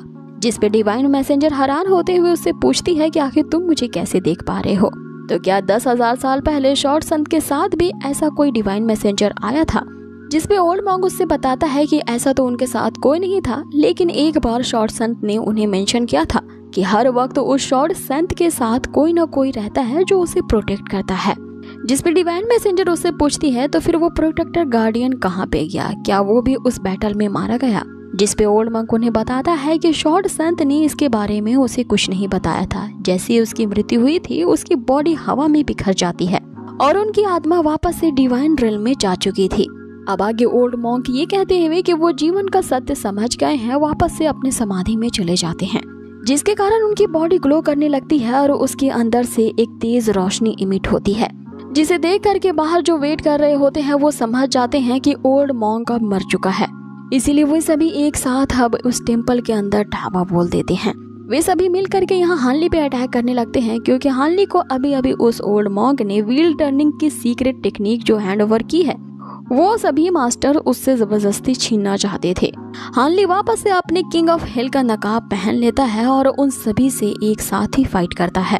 और यहाँ उनकी फाइट के दौरान हमें पता चलता है कि जैसे ही हानली अपने एक एक ओपोनेंट को मार रहा होता है, उसके ओपोनेंट की जो लाइफ स्पैन होती है वो सब हानली में ट्रांसफर हो रही थी, यानी कि उसके ओपोनेंट की जितनी भी जिंदगी बाकी होती है वो सब हानली के पास चली जा रही थी। इसके कारण अब उसका लाइफ स्पैन इंक्रीज होने लगता है, जिससे डिवाइन मैसेंजर अब उस टेक्निक को समझ चुकी थी कि ये टेक्निक ऐसे काम करती है कि अपने ओपोनेंट को ही मारकर उसकी लाइफ स्पैन को हासिल कर लेती है। अब हानली बिल्कुल वैसा ही करता है, वो उन सब को खत्म करता ही जाता है ताकि वो अपने जीवन काल को और भी ज्यादा लंबा कर सके। डिवाइन मैसेंजर उसे अप्रिशिएट करती है कि तुम जितना ज्यादा यहाँ पर मारोगे उतना ही तुम्हारी जिंदगी लंबी होगी और ये सीक्रेट टेक्निक तो तुम्हारे लिए बिल्कुल परफेक्ट है। अब हानली वहाँ पे कत्लेआम मचा करके वहाँ से चला जाता है, लेकिन अभी भी उस एल्डर के साथ कुछ चमचे अभी बाकी थे जो हानली से उस सीक्रेट टेक्निक को छीनना चाहते थे, इसीलिए वो उसके पीछे जाते हैं। अब अगली सीन में हम डिवाइन मैसेंजर को देखते हैं जो कि हानली से पूछती है कि वो कहाँ जा रहा है, जिसमें हानली उसे बताता है कि वो सिटी की तरफ जा रहा है क्योंकि उसे फ्राइड राइस खाने की क्रेविंग हो रही है। आगे वो खतरनाक एल्डर अभी भी हानली का पीछा कर ही रहा होता है। वो उसका पीछा करते हुए एक वैश्यालय में पहुंचता है जहां पे एक नर्तकी का डांस चल रहा होता है। वो एल्डर यहाँ पे उस नर्तकी को रोकता है और उससे पूछता है कि क्या तुमने किंग ऑफ हेल को यहाँ आते हुए देखा है, क्योंकि हम सभी उसका पिछले 3 दिनों से पीछा कर रहे हैं और इस बात ने मुझे काफी गुस्सा दिला दिया है और अगर तुम मुझे उसका पता नहीं बताओगे तो मेरा सारा गुस्सा तुम पे ही उतर जाएगा। आगे वो जो एल्डर होता है वो उस नर्तकी को हैरेस करने लगता है। यहाँ वो अपनी जान बचाकर भागती है लेकिन वो एल्डर उसका पीछा जारी रखता है और उसे हानली का पता बताने के लिए फोर्स कर रहा होता है। तभी एक न्यू कैरेक्टर की एंट्री होती है। वो लड़की मास्क लगाए हुए थी जो कि उस नर्तकी को बचा लेती है उस एल्डर पे अटैक करते हुए। आगे जो नर्तकी होती है वो उस लड़की से अपने आप को बचाने के लिए थैंक यू कहती है। आगे जो मार्क्स वाली लड़की होती है वो उस नर्तकी को बचाते हुए याददाश्त की नदी पर लाती है जहाँ पे उस मार्क्स वाली लड़के का सामना हानली से होता है और हमें पता चलता है ये मार्क्स वाली लड़की और कोई नहीं बल्कि हानली की ही एक असिस्टेंट है जो उसे बॉस कह के पुकारती है। आगे उस लड़की का नाम जिनान होता है और यहाँ पे वो बताती है कि वो लोगों की मदद क्या करती है। जो लोग अपनी किस्मत से भागना चाहते हैं या अपनी इस तरह की जिंदगी नहीं चाहते हैं वो उनके पास जाती है और उन्हें वापस एक दूसरी लाइफ में रीइंकारनेट करने का ऑप्शन देती है ताकि वो उनकी किस्मत को बदल सके। आगे यहाँ पे जिनान बताती है कि इसने इस नर्तकी की मदद की थी जब ये मरने वाली थी तो इसकी बॉडी को एक वैश्या के बॉडी के अंदर डाल दिया था। अब यहाँ पे ये लोग इधर उधर की बातें करते हैं और जिनान के साथ यहाँ हानली जो होता है खूब वाइन पीता है कि तभी इन लोगों पर अचानक से वही एल्डर अटैक करता है जिसने उस वैश्यालय में उस नर्तकी पे अटैक किया था। अब आगे ये दोनों वापस से अपने मास्क को पहनते हैं और उस एल्डर से फाइट करने लगते हैं क्योंकि उस एल्डर के सामने ये अपनी ट्रू आइडेंटिटी रिवील नहीं करना चाहते थे क्योंकि अभी भी उन्हें उस चांगान सेक्ट में ही रहना था क्योंकि जिस मकसद के लिए वो यहाँ पे किसी खास राज का पता लगाने आए थे वो अभी पूरा नहीं हुआ था। अब आगे ये दोनों उस एल्डर से फाइट करते हैं जिसमें जिनान जो होती है वो उसी याददाश्त खोने वाली नदी का पानी उसके ऊपर डालती है जिससे वो एल्डर जो है वो सब कुछ भूल जाता है और अपने आप को बेहोशी की हालत में अपनी ही सेक्ट के बाहर पड़ा पाता है। अब यहाँ सीन चेंज होता है और वापस से हमें चांगान सेक्ट को दिखाया जाता है जहाँ की चीफ लीडर अभी हुआना होती है जिसे दूसरे एल्डर यहाँ पे ताना दे रहे होते हैं ये कहते हुए कि तुम अपने आप को बड़ा ही पीक मास्टर समझती हो लेकिन ये मत बोलो कि ये ओहदा सिर्फ तुम्हारे मास्टर के बाद तुम्हें विरासत में मिला है और तुम एक्चुअल में इस सेक्ट की मास्टर बनने के लायक नहीं थी। तुम्हारे अंदर कोई भी क्वालिफिकेशन नहीं है इस सेक्ट का लीडर बनने की, ना ही तुमने इतने सालों में कोई नई डिसाइपल्स को रिक्रूट किया है। अब इतना कहने की देरी होती है कि तभी हानली वहाँ पे अपेयर होता है और उनसे कहता है कि कौन कहता है कि यहाँ पे मास्टर लिन हुआना का कोई भी डिसाइपल नहीं है। मैं उनका एक इकलौता डिसाइपल हूँ और मैं अपने पीक मास्टर के ऑर्डर को फॉलो करता हूँ। आगे वो इतना कहते हुए उन ताने देने वालों को अच्छा सबक सिखाता है। अब आगे हानली यहाँ उस पैविलियन मास्टर के शॉट को उस लड़की के सामने तान देता है, वापस चली जाओ और अपने सेक्ट के लीडर से कह दो कि इस चांगान सेक्ट के मामले में दखल ना दे। अब आगे जो हुआना होती है वो हानली से इम्प्रेस हो जाती है लेकिन रूडली ही सही अब की बार हानली को वो ये कहती है कि अंदर बहुत सारे रूम है, तुम एक रूम को चूज कर सकते हो। अब हानली इस बात से खुश हो जाता है कि कम से कम आज की रात तो उसे बाहर नहीं बिताना पड़ेगा। ये तभी डिवाइन मैसेंजर अपेयर होती है और हानली से कहती है कि तुमने अभी अभी जो टशन दिखाया है उसे तो यही लग रहा होता है कि तुम सच में इन लोगों के यंग पैविलियन मास्टर हो और हो सकता है कि यही हमारे इनलेस गॉड रेल्म का तुम्हारे लिए पहला मिशन हो कि तुम्हें किसी भी हालत में इस चांगान सेक्ट पैविलियन को टेक ओवर करना होगा। अब आगे हमें अगली सुबह का सीन दिखाया जाता है जहाँ पे हानली आराम कर रहा होता है लेकिन तभी हुआना के अचानक से किए हुए अटैक से वो जाग पड़ता है। हुआना का कहना होता है कि इस रूम को इनक्लोज नहीं किया जा सकता, साथ ही तुम अपने साथ यहाँ पेट्स को नहीं रह सकते और एक जोरदार अटैक उसके डेमन फॉक्स पे करते हुए कहती है कि वरना अगली बार इसकी कब्र यहीं बना दी जाएगी। अब हानली को रहने के लिए वहाँ एक दूसरा रूम अलॉट किया जाता है जिसके बारे में भी तीनों बात कर रहे होते हैं कि आखिर इस रूम में क्या खास बात है। तभी एक डिसाइपल यहाँ हानली को आवाज देते हुए बुलाता है। वो हानली को बताता है कि ओल्ड रूल के हिसाब से जो यहाँ का यंग पैविलियन मास्टर होता है उसे बाफंगा पैविलियन जाना होता है जो कि चांगान सेक्ट का ही एक हेरिटेज साइट है। वहाँ सिर्फ एक पैविलियन मास्टर ही जा सकता है, क्योंकि आप इस चांगान सेक्ट के पैविलियन मास्टर हो। तो उस बाफांग पैविलियन में अनगिनत ऐसे रेयर ट्रेजर्स रखे गए हैं जिन्हें हजारों सालों से इकट्ठा किया गया है, और सिर्फ पैविलियन मास्टर ही उसे टेक ओवर करने के लिए क्वालिफाइड होता है। अब ये सुनते हुए हानली जो होता है वो तुरंत ही उस बाफांगा पैविलियन पहुंच जाता है, क्योंकि इस बंदे ने अभी जितनी सारी उसकी खूबियां बताई थी वो चेक करना चाहता था आखिर ऐसे कौन से कॉन्टलेस ट्रेजर्स वहाँ पे छुपाए गए हैं। लेकिन जैसे ही हानली उसके अंदर जाता है वो डिसाइपल यहाँ ईविल हंसी हंसने लगता है। इस पे हानली उससे पूछता है कि आखिर तुम्हें हंसी किस बात की आ रही है, जिस पे वो डिसाइपल अपनी बात पलटते हुए कहता है कि काश मैं भी एक पैविलियन मास्टर होता तो इस पैविलियन के अंदर छुपाए गए रेयर ट्रेजर्स के मजे ले सकता। जिस पे हानली उसे ये कहते हुए कि हर कुत्ते का दिन आता है वो उस बाफांग पैविलियन के अंदर चला जाता है, लेकिन वहाँ उसे ऐसी कोई भी चीज हत्ते नहीं लगती है। इसलिए वो उस पैविलियन के 10वें फ्लोर पे जाता है, जहाँ पे जाते ही वो एक ऐसे फॉर्मेशन में पैर रख देता है जिससे निकलते हुए कई सारी शॉट्स हानली पे निशाना तान देती हैं। लेकिन हानली अपने उसी मीटियोर शॉट का इस्तेमाल करके उस फॉर्मेशन को डिस्ट्रॉय कर देता है। जैसे ही वो फॉर्मेशन वहाँ पे डिस्ट्रॉय होती है वहाँ पे उसे एक की होल दिखता है, और उस होल को देख करके वो समझ जाता है कि इसके अंदर जाने वाली चाबी और कोई नहीं बल्कि वही मीटियोर शॉट ही है। आगे वो अपनी तलवार को जैसे ही उसके अंदर इंसर्ट करता है वहाँ पे एक गेट ओपन होता है, जिसके थ्रू जाते हुए वो एक तहखाने के अंदर पहुँच जाते हैं, जहाँ पे हानली को एक सीक्रेट बुक मिलती है। लेकिन हानली जैसे ही इस बुक को टच करता है वो बुक जलने लगती है।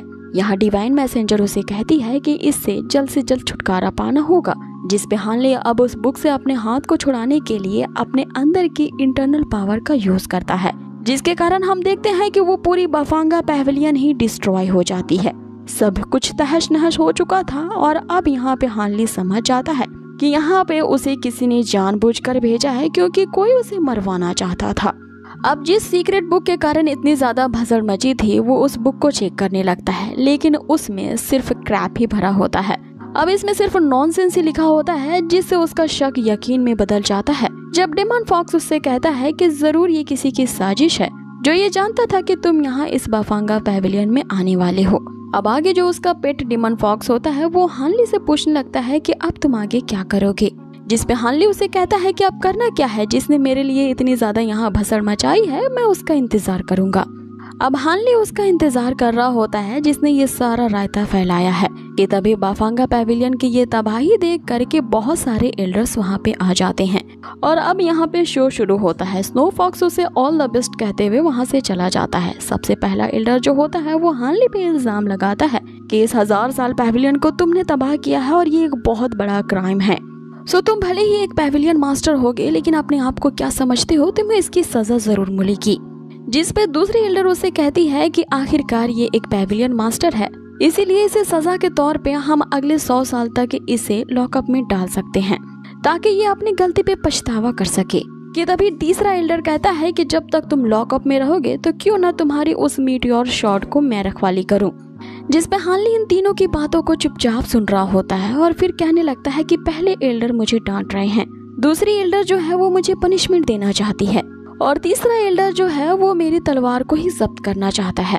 और इन तीनों में से सबसे ज्यादा डेयरिंग करने वाले एल्डर तो एल्डर चेन हैं, जिन्होंने ये सारा षड्यंत्र ही रचा था सिर्फ मुझे मारने के लिए।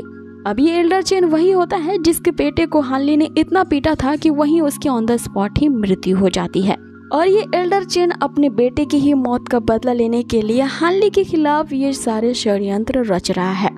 लेकिन वो इस बात को मानने से इनकार कर देता है, ये कहते हुए कि आखिर आप यहाँ के पैविलियन मास्टर हैं और सबसे ज्यादा मैं आपकी केयर करता हूँ, तो मैं आपको मरवाने का साजिश कैसे कर सकता हूँ। कि तभी एक डिसाइपल वहाँ पे दौड़ते हुए आता है जिसने हानली को उस बाफांगा पैविलियन में जाने के लिए कहा था। वो यहाँ आते ही सबके सामने ये कबूल करने लगता है कि एल्डर चेन ने ही उसे धमकी दी थी कि वो जा करके हानली को किसी भी तरह से उस बाफांगा पैविलियन में जाने के लिए कहे, और इसके बदले में एल्डर चेन ने जो उसे हाई लेवल का टूल देने का वादा किया था वो अपने वादे से मुकर गए हैं। अब एल्डर चेन अपने बचाव में यहाँ पे कहने लगते हैं कि ये जो बंदा है ये मुझे फंसाने की कोशिश कर रहा है, मैं तो इसे पहचानता भी नहीं हूँ, और वो उस डिसाइपल बंदे को एक लात मारते हुए परे कर देता है। लेकिन वो जो बंदा था उसकी एक्टिंग स्किल्स देख करके हमें पता चलता है कि उसके पूरे शरीर को तो डिवाइन मैसेंजर ने अपने वश में कर लिया है, और वही उस एल्डर चेन की पोल खोलने के लिए यहाँ पे नाटक कर रही है। आगे वो डिसाइपल जिसके अंदर डिवाइन मैसेंजर की आत्मा है वो एल्डर चेन से कहने लगती है कि मैं यहाँ पे सब कुछ कबूल करता हूँ, सिर्फ आप मुझे मत मारना। अब इससे पहले कि वो डिसाइपल और भी ज्यादा राज का फाश कर पाए, वो जो एल्डर चेन होता है उसी को मार डालता है तलवार उसके सीने में डालते हुए। आगे डिवाइन मैसेंजर उसकी बॉडी से बाहर निकलती है और हानली पे जाके कहती है कि उसकी तलवार की वार तो काफी ज्यादा खतरनाक थी, जिसपे हानली उसे शाबाशी देते हुए कहता है कि वो माउंटेन के नीचे जा सकती है क्योंकि डिवाइन मैसेंजर के लिए हानली ने 1000 वाइन्स की बोतल तैयार करके रखी है और इस मदद के बदले में हानली ने उसके लिए वहाँ पे वाइन्स की ट्रीट रखी है जिसे वो जाकर के एंजॉय कर सकती है। अब आगे एल्डर चेन का यहाँ पर्दा फाश हो चुका होता है क्योंकि उसने उस डिसाइपल को मार करके ये साबित कर दिया होता है कि यहाँ पे हानली को मरवाने के पीछे उसका ही हाथ है।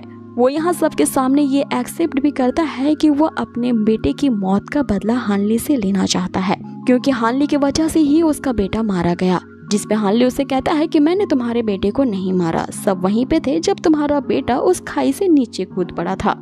अब आगे वो बदले की आग में पूरी तरह से अंधा हो चुका था और हानली पे अटैक करता है, लेकिन हानली को मार पाना इतना भी आसान नहीं है। उसके अराउंड एक शील्ड क्रिएट हो जाती है जो कि उस एल्डर चेन के हर अटैक से उसे प्रोटेक्ट करती है। अब आगे काफी देर तक इनकी धुआंधार और जबरदस्त फाइट चलती है।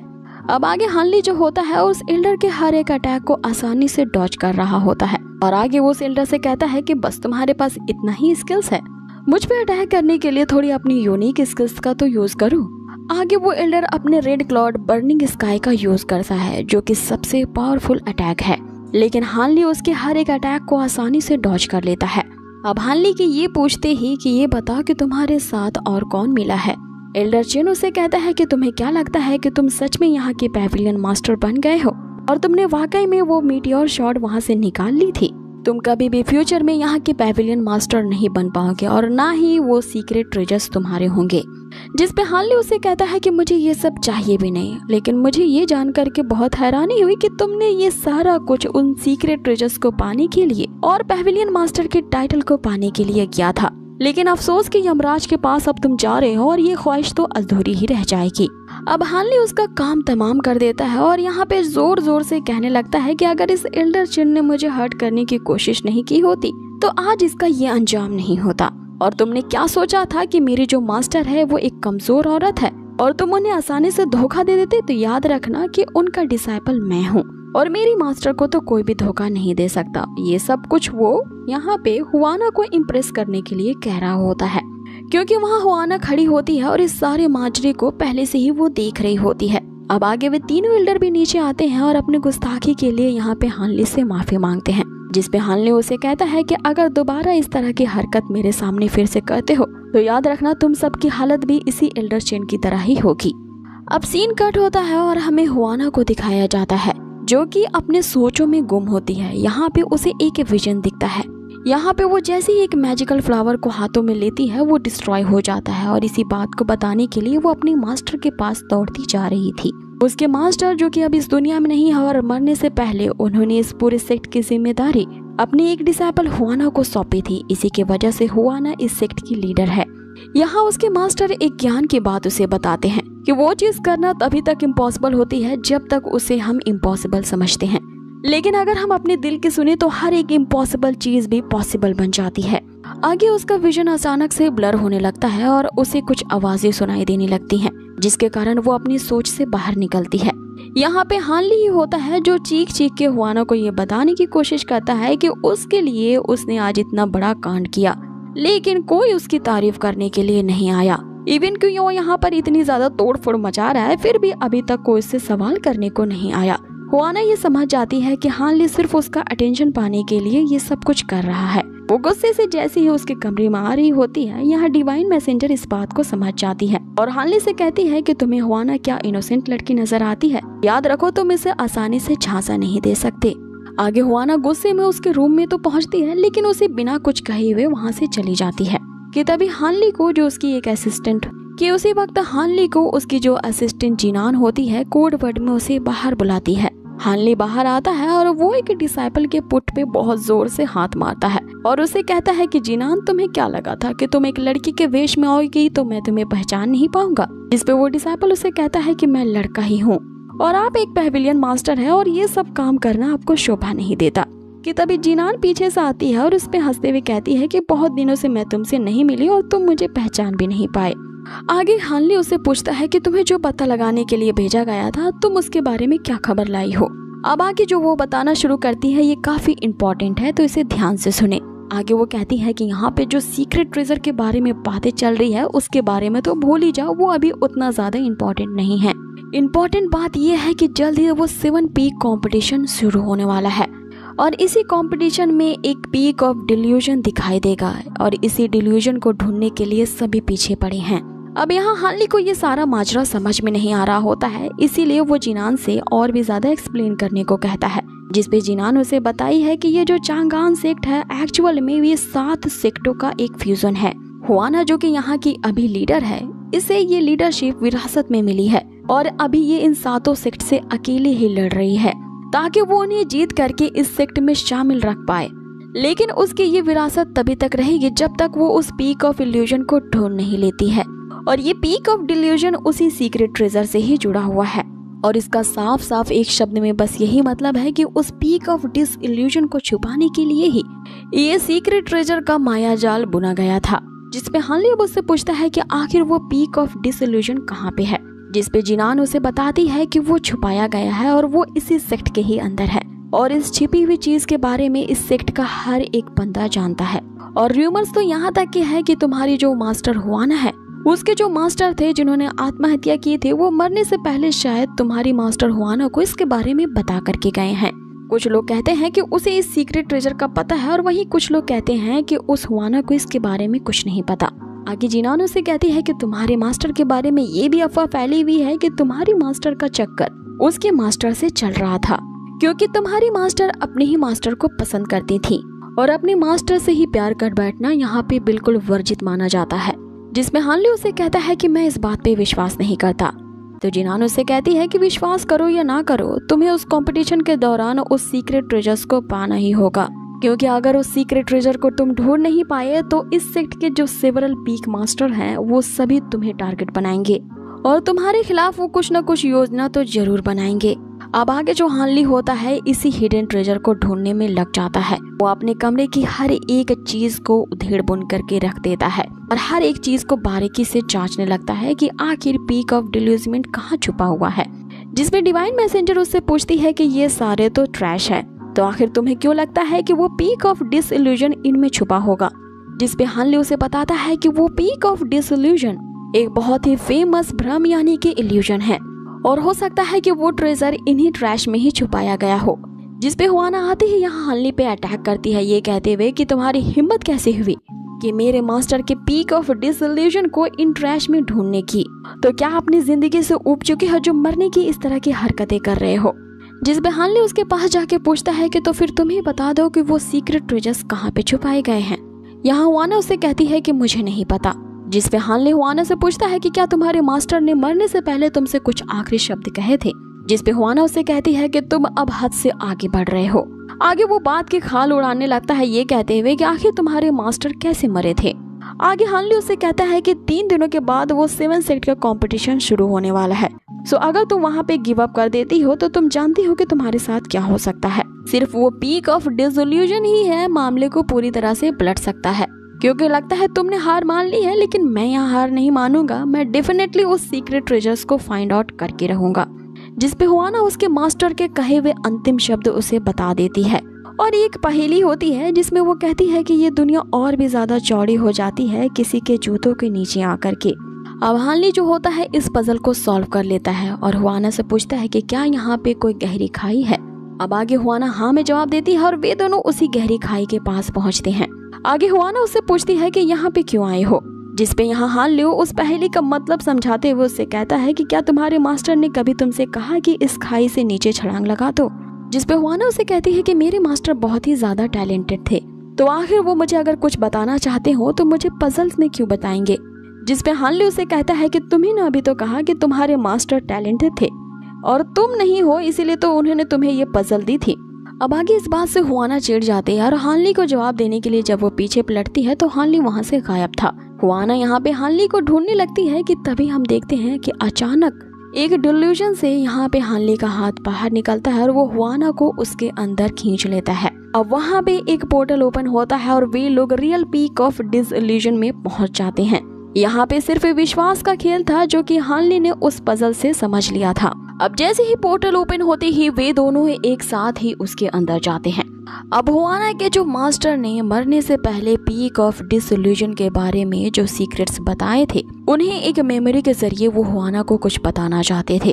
अब हुआना हानली के साथ उसके मास्टर की ही एक मेमोरी को देख रही होती है, जिसमें उसके मास्टर का सामना एक सेक्ट के लीडर के साथ हो रहा होता है, जो उससे लगातार कह रहे होते हैं कि 3 महीने गुजर चुके हैं और अब तक तुम ये नहीं समझ पाए कि इमेजिनरी को रियलिटी में कैसे चेंज करते हैं, और अगर तुम इस टेक्निक को नहीं सीख पाए तो तुम्हारी इस सेक्ट को मैं डिस्ट्रॉय कर दूंगा। अब यहाँ उन दोनों के बीच आक्रामक फाइट शुरू हो जाती है। हुआना अपने मास्टर को बचाना चाहती थी, लेकिन वो ऐसा नहीं कर पाती क्योंकि उसे बाद में पता चलता है कि वो तो सिर्फ अभी मास्टर की मेमोरी को ही देख रही है।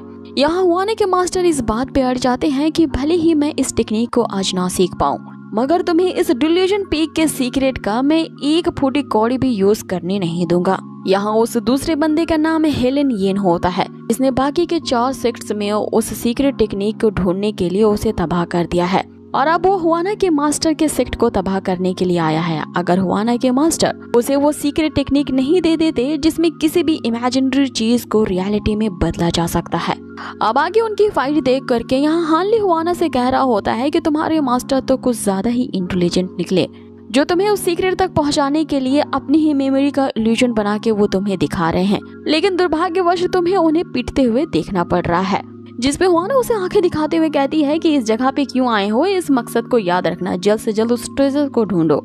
अब आगे हानली उस ट्रेजर को ढूंढने के लिए चला जाता है। इधर इन दोनों की फाइट अभी भी चल रही होती है। यहाँ पे मास्टर किसी को आवाज देते हैं मदद करने के लिए, तो हुआना को लगता है कि मास्टर उसे ही पुकार रहे हैं, लेकिन वहाँ पे एक और बंदी अपेयर होती है जिसे मास्टर पुकार रहे होते हैं, और ये बंदी भी यहाँ पे इन मास्टर की ही डिसाइपल होती है। लेकिन यहाँ पे इनके जो मास्टर होते हैं वो हुआना से नहीं बल्कि इस बंदी से प्यार करते हैं। इसी बात का फायदा वो हेलेन येन उठाता है, उसकी डिसाइपल गर्लफ्रेंड को वहीं पे वो मार डालता है।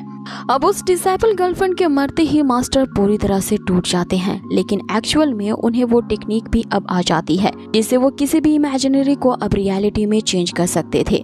इसलिए अब हेलेन येन जो होता है वो अब मास्टर को उनके सेक्ट का पीक मास्टर घोषित कर देता है, और आगे वो कहता है कि अब से ये टेक्निक तुम्हारे सेक्ट को बिलोंग करेगी, जिसे सभी सीक्रेट ट्रेजर के नाम से जानेंगे।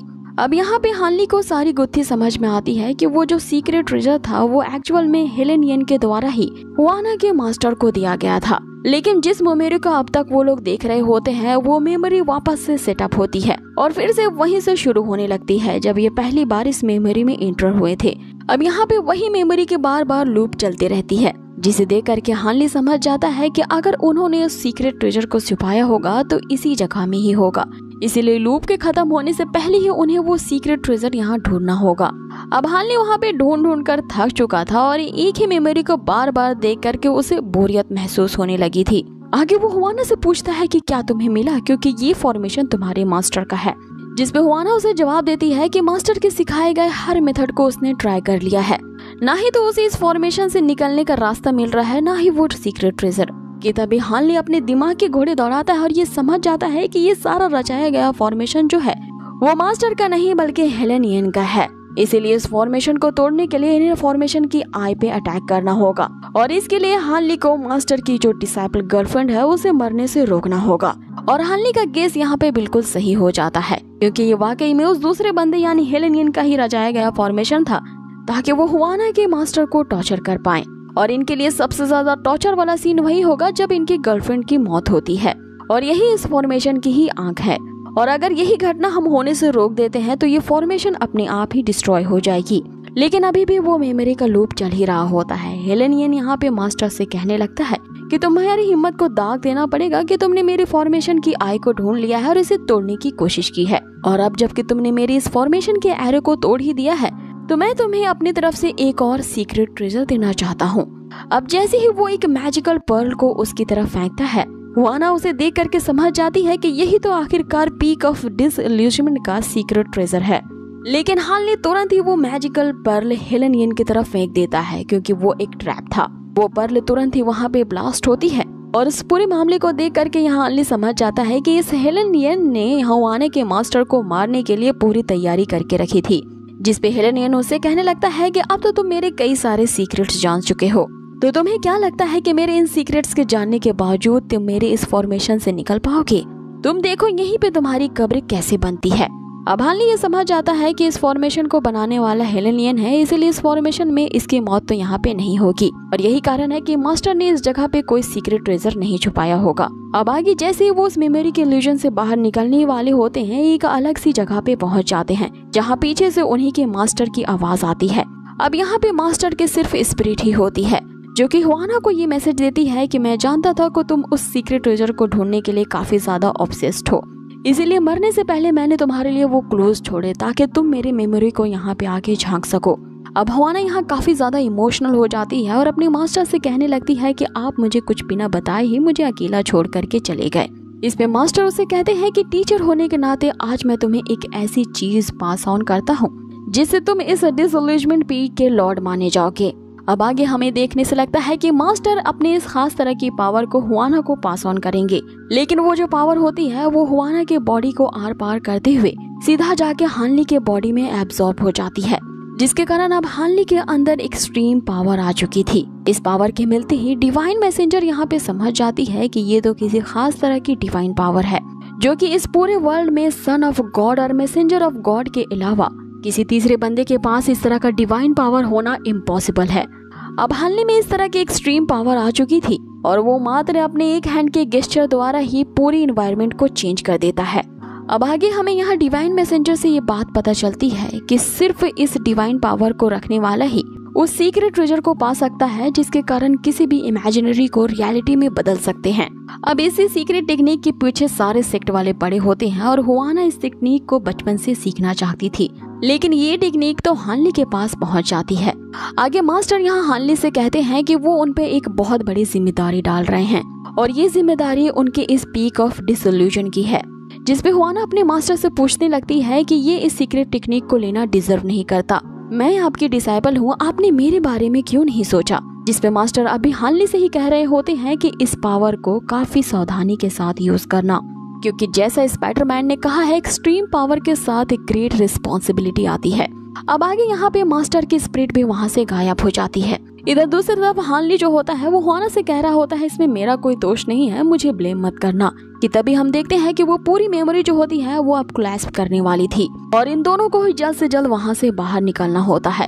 अब यहाँ हानली के पास वो डिवाइन पावर होती है, इसके कारण वो उस सीक्रेट ट्रेजर को भी फाइंड आउट कर लेता है जो कि एक फ्लावर वास होती है। वो उस वास को लेकर के उस मेमोरी के भ्रम से बाहर निकल आते हैं। अब आगे हानली हुआना से कहने लगता है कि हमारा वहाँ जाना इतना भी बेकार नहीं हुआ, आखिरकार हमने उस सीक्रेट ट्रेजर को तो ढूंढ लिया, लेकिन आखिरकार ये जो बॉटल है वो एक सीक्रेट ट्रेजर कैसे हो सकता है? जिसपे हुआना उसे बताती है कि तुम्हारे हाथ जो लगा है वो वाकई में एक सीक्रेट ट्रेजर है, क्योंकि उस मेमोरी के अंदर से मास्टर ने कुछ ऐसा सेटअप किया था कि वहाँ से तुम अगर कोई चीज भी उठा करके ले आते तो वो सीक्रेट ट्रेजर ही होता। जिसपे हानली उसे कहता है कि ये जरूरी बात तुम मुझे पहले नहीं बता सकती थी, मैं वहाँ से ढेर सारी चीजें उठा लाता और सबसे ज्यादा मैं तलवारों को उठाता, क्योंकि किसी सीक्रेट ट्रेजर का डैजलिंग होना जरूरी है, ना कि एक फूलदान होना। हर वक्त इसे हम अपने साथ कैसे लेकर के घूमेंगे, इससे बेटर तो हमारे पास चिकन लेग पीस ही आ जाता। बस उसके ऐसा कहने की देर होती है कि हम देखते हैं कि वो बॉटल जो होती है वो लेग पीस में कन्वर्ट हो जाती है। मतलब कि यही वो सीक्रेट ट्रेजर था जो कि इमेजिनरी चीजों को रियलिटी में बदल सकता था। लेकिन जब हानली उसे टेस्ट करने के लिए उसे खाता है वो अभी भी अंदर से एक बॉटल ही होता है।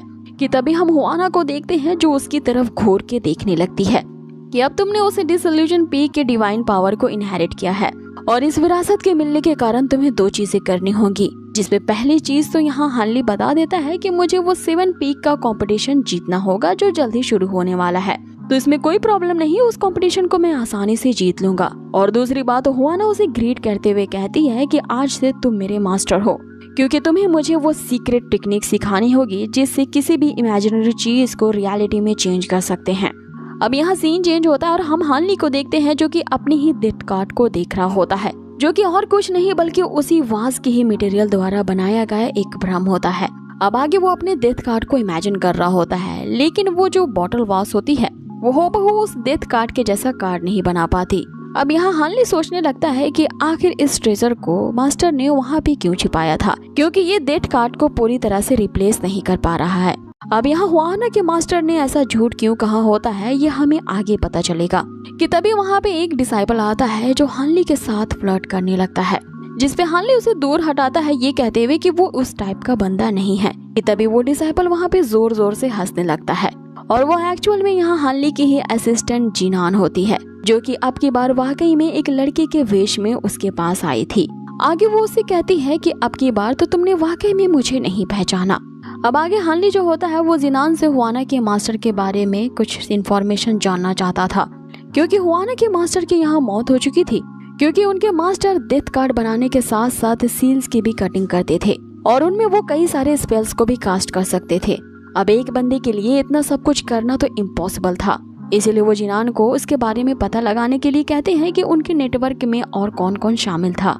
जिनान उसे बताती है कि तुम्हारा काम हो जाएगा, लेकिन इस बात की जानकारी निकालने के लिए उसे ये 7 सेक्ट के सीक्रेट ट्रेजर्स चाहिए होंगे। मींस कि वो कॉम्पिटिशन जल्दी शुरू होने वाला है और अगर सभी सेक्ट के सीक्रेट ट्रेजर्स उसे मिल जाते हैं तो उनका यूज करके वो ये पता लगा लेगी कि आखिर ये डेथ कार्ड किस सेक्ट के सीक्रेट ट्रेजर के द्वारा बनाया गया था। अब यहाँ पे हानली अपने ही उस डेथ कार्ड की इसलिए इतनी गहराई से इन्वेस्टिगेशन कर रहा होता है, क्योंकि वो जो टोकन जैसा दिखने वाला डेथ कार्ड होता है वो उसी 7 इमॉर्टल्स ने ही भेजा था और ये उसी डेथ कार्ड के जरिए उस 7 इमॉर्टल तक पहुँचना चाहता है।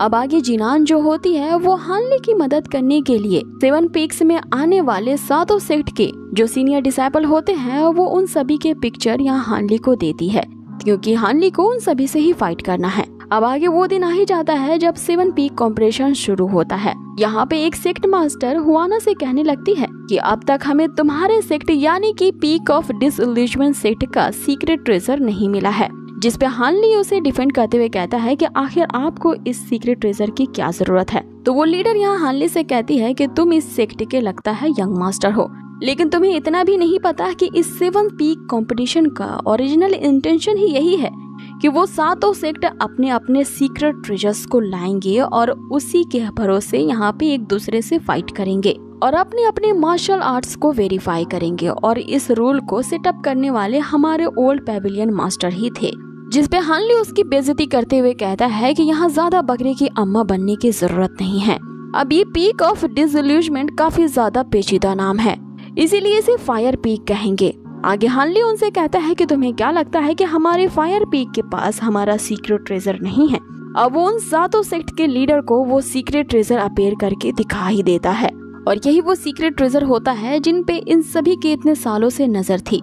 लेकिन ये जानकर के सभी हैरान रह जाते हैं कि एक टूटा हुआ वॉस कैसे आखिर एक सीक्रेट ट्रेजर हो सकता है। अब सभी लोग यहाँ पे इस ट्रेजर को फेक मानते हैं, इसीलिए हानली इस चीज को साबित करने के लिए मैदान में उतर जाता है और अब सबके सामने वे अनाउंस कर देता है कि वो ही उनके इस फायर पीक का नया मास्टर है, क्योंकि मास्टर ने वो डिवाइन पावर हानली को ही तो विरासत में दी थी। अब सभी लोग इस बात को मजाक समझ रहे होते हैं कि तभी हुआना यहाँ पे आके कंफर्म करती है ये बात सच है, वही अब से हमारा नया पीक मास्टर है। अब जो लोग इसका विरोध करने के लिए हानली के पास कूद पड़ते हैं उस पे अटैक करने के लिए, हानली उन सभी को यमराज के पास पहुंचा देता है। अब हानली सभी से कहता है कि अब किसी और को भी सबूत चाहिए तो वो मेरे सामने आ सकता है। अब आगे उसके कई बार ललकारने के बावजूद भी कोई सामने नहीं आता कि तभी एक बूढ़ा उठ खड़ा होता है और सभी से कहता है कि हम यहाँ पे 7 पीक कंपटीशन के लिए आए हैं, इसीलिए हमें शांति समझौता करते हुए इस कंपटीशन में भाग लेना चाहिए। अब आगे उसकी बात सुनते हुए 3 पीक मास्टर वहाँ पे पहुँचते हैं और अपने अपने सीक्रेट ट्रेजर्स निकालते हैं और यहाँ वो कंपटीशन के लिए तैयार होते हैं। अब इसकी परमिशन भी वो बकरी की अम्मा दे देती है, ये कहते हुए कि पहले यंग पेविलियन मास्टर यानी कि हानली को इन तीनों सेक्ट से लड़ना होगा, उसके बाद आगे का आगे देखेंगे। अब आगे कंपटीशन का आगाज होता है। वे तीनों ही अपने सीक्रेट ट्रेजर्स के साथ एक साथ ही हानली पे अटैक करते हैं। अब इससे पहले कि वो हानली तक पहुंच पाते, तीनों ही औंधे मुंह वहाँ पे गिर जाते हैं। यहाँ हानली सोचने लगता है कि उसने अभी तक एक चाल भी नहीं चली तो आखिर ये किसने किया। अब वे तीनों जो होते हैं इन्होंने हानली की पावर देखी ही होती है, इसीलिए वे तीनों यहाँ पे नाटक कर रहे होते हैं कि ये लोग हानली का मुकाबला नहीं कर पाएंगे। ये देख के बकरी की अम्मा जो होती है वो गुस्सा हो जाती है कि आखिरकार उसने किन कायरों पे भरोसा किया। ये तो मैदान में उतरते ही गुब्बारे की तरह फुस हो गए बिना लड़े हुए। अब हानली वहाँ से चलते बनता है कि तभी वहाँ पे कि एक मास्टर जो कि तियानजिन पीक का मास्टर है वो हानली पे अटैक करता है। आगे वो कहता है कि मेरे हाथ में मेरे सेक्ट का ये जो सीक्रेट ट्रेजर है ये स्नीक अटैक करने के लिए जाना जाता है और आज तक इसके अटैक से कोई भी नहीं बच पाया है। जिसमें हानली उसके इस भारी भरकम डायलॉग का कोई जवाब ना देते हुए वो अपने फूलदान वाले ट्रेजर से उस बड़े से तलवार पे अटैक करता है। अब आगे वो फूलदान तो काफी भारी भरकम वेपन निकला। हानली इसका यूज करके उस तियानजिन पीक के मास्टर की खूब कुटाई कर रहा होता है। साथ में वो इस फूलदान का यूज एक शील्ड की तरह भी कर रहा होता है। काफी देर तक यहाँ इनकी फाइट चलती है। फिर हम देखते हैं कि हानली ने उस सीक्रेट टेक्निक का यूज करके एक बड़े से हैमर की डिमांड की होती है, जिसके कारण वो जो फूलदान होता है वो एक बड़े से हथौड़े में कन्वर्ट हो जाता है। अब हानली उस बड़े से हथौड़े को यूज करता है और उस मास्टर को वहीं धराशायी कर देता है, जिसके कारण उस दूसरे मास्टर का जो सीक्रेट ट्रेजर होता है वो वहीं डिस्ट्रॉय हो जाता है। अब सभी लोगों में यही कुसुर पुसुर चलने लगती है कि ये जो फायर पीक का सीक्रेट ट्रेजर है वो तो वाकई में काफी ज्यादा पावरफुल है।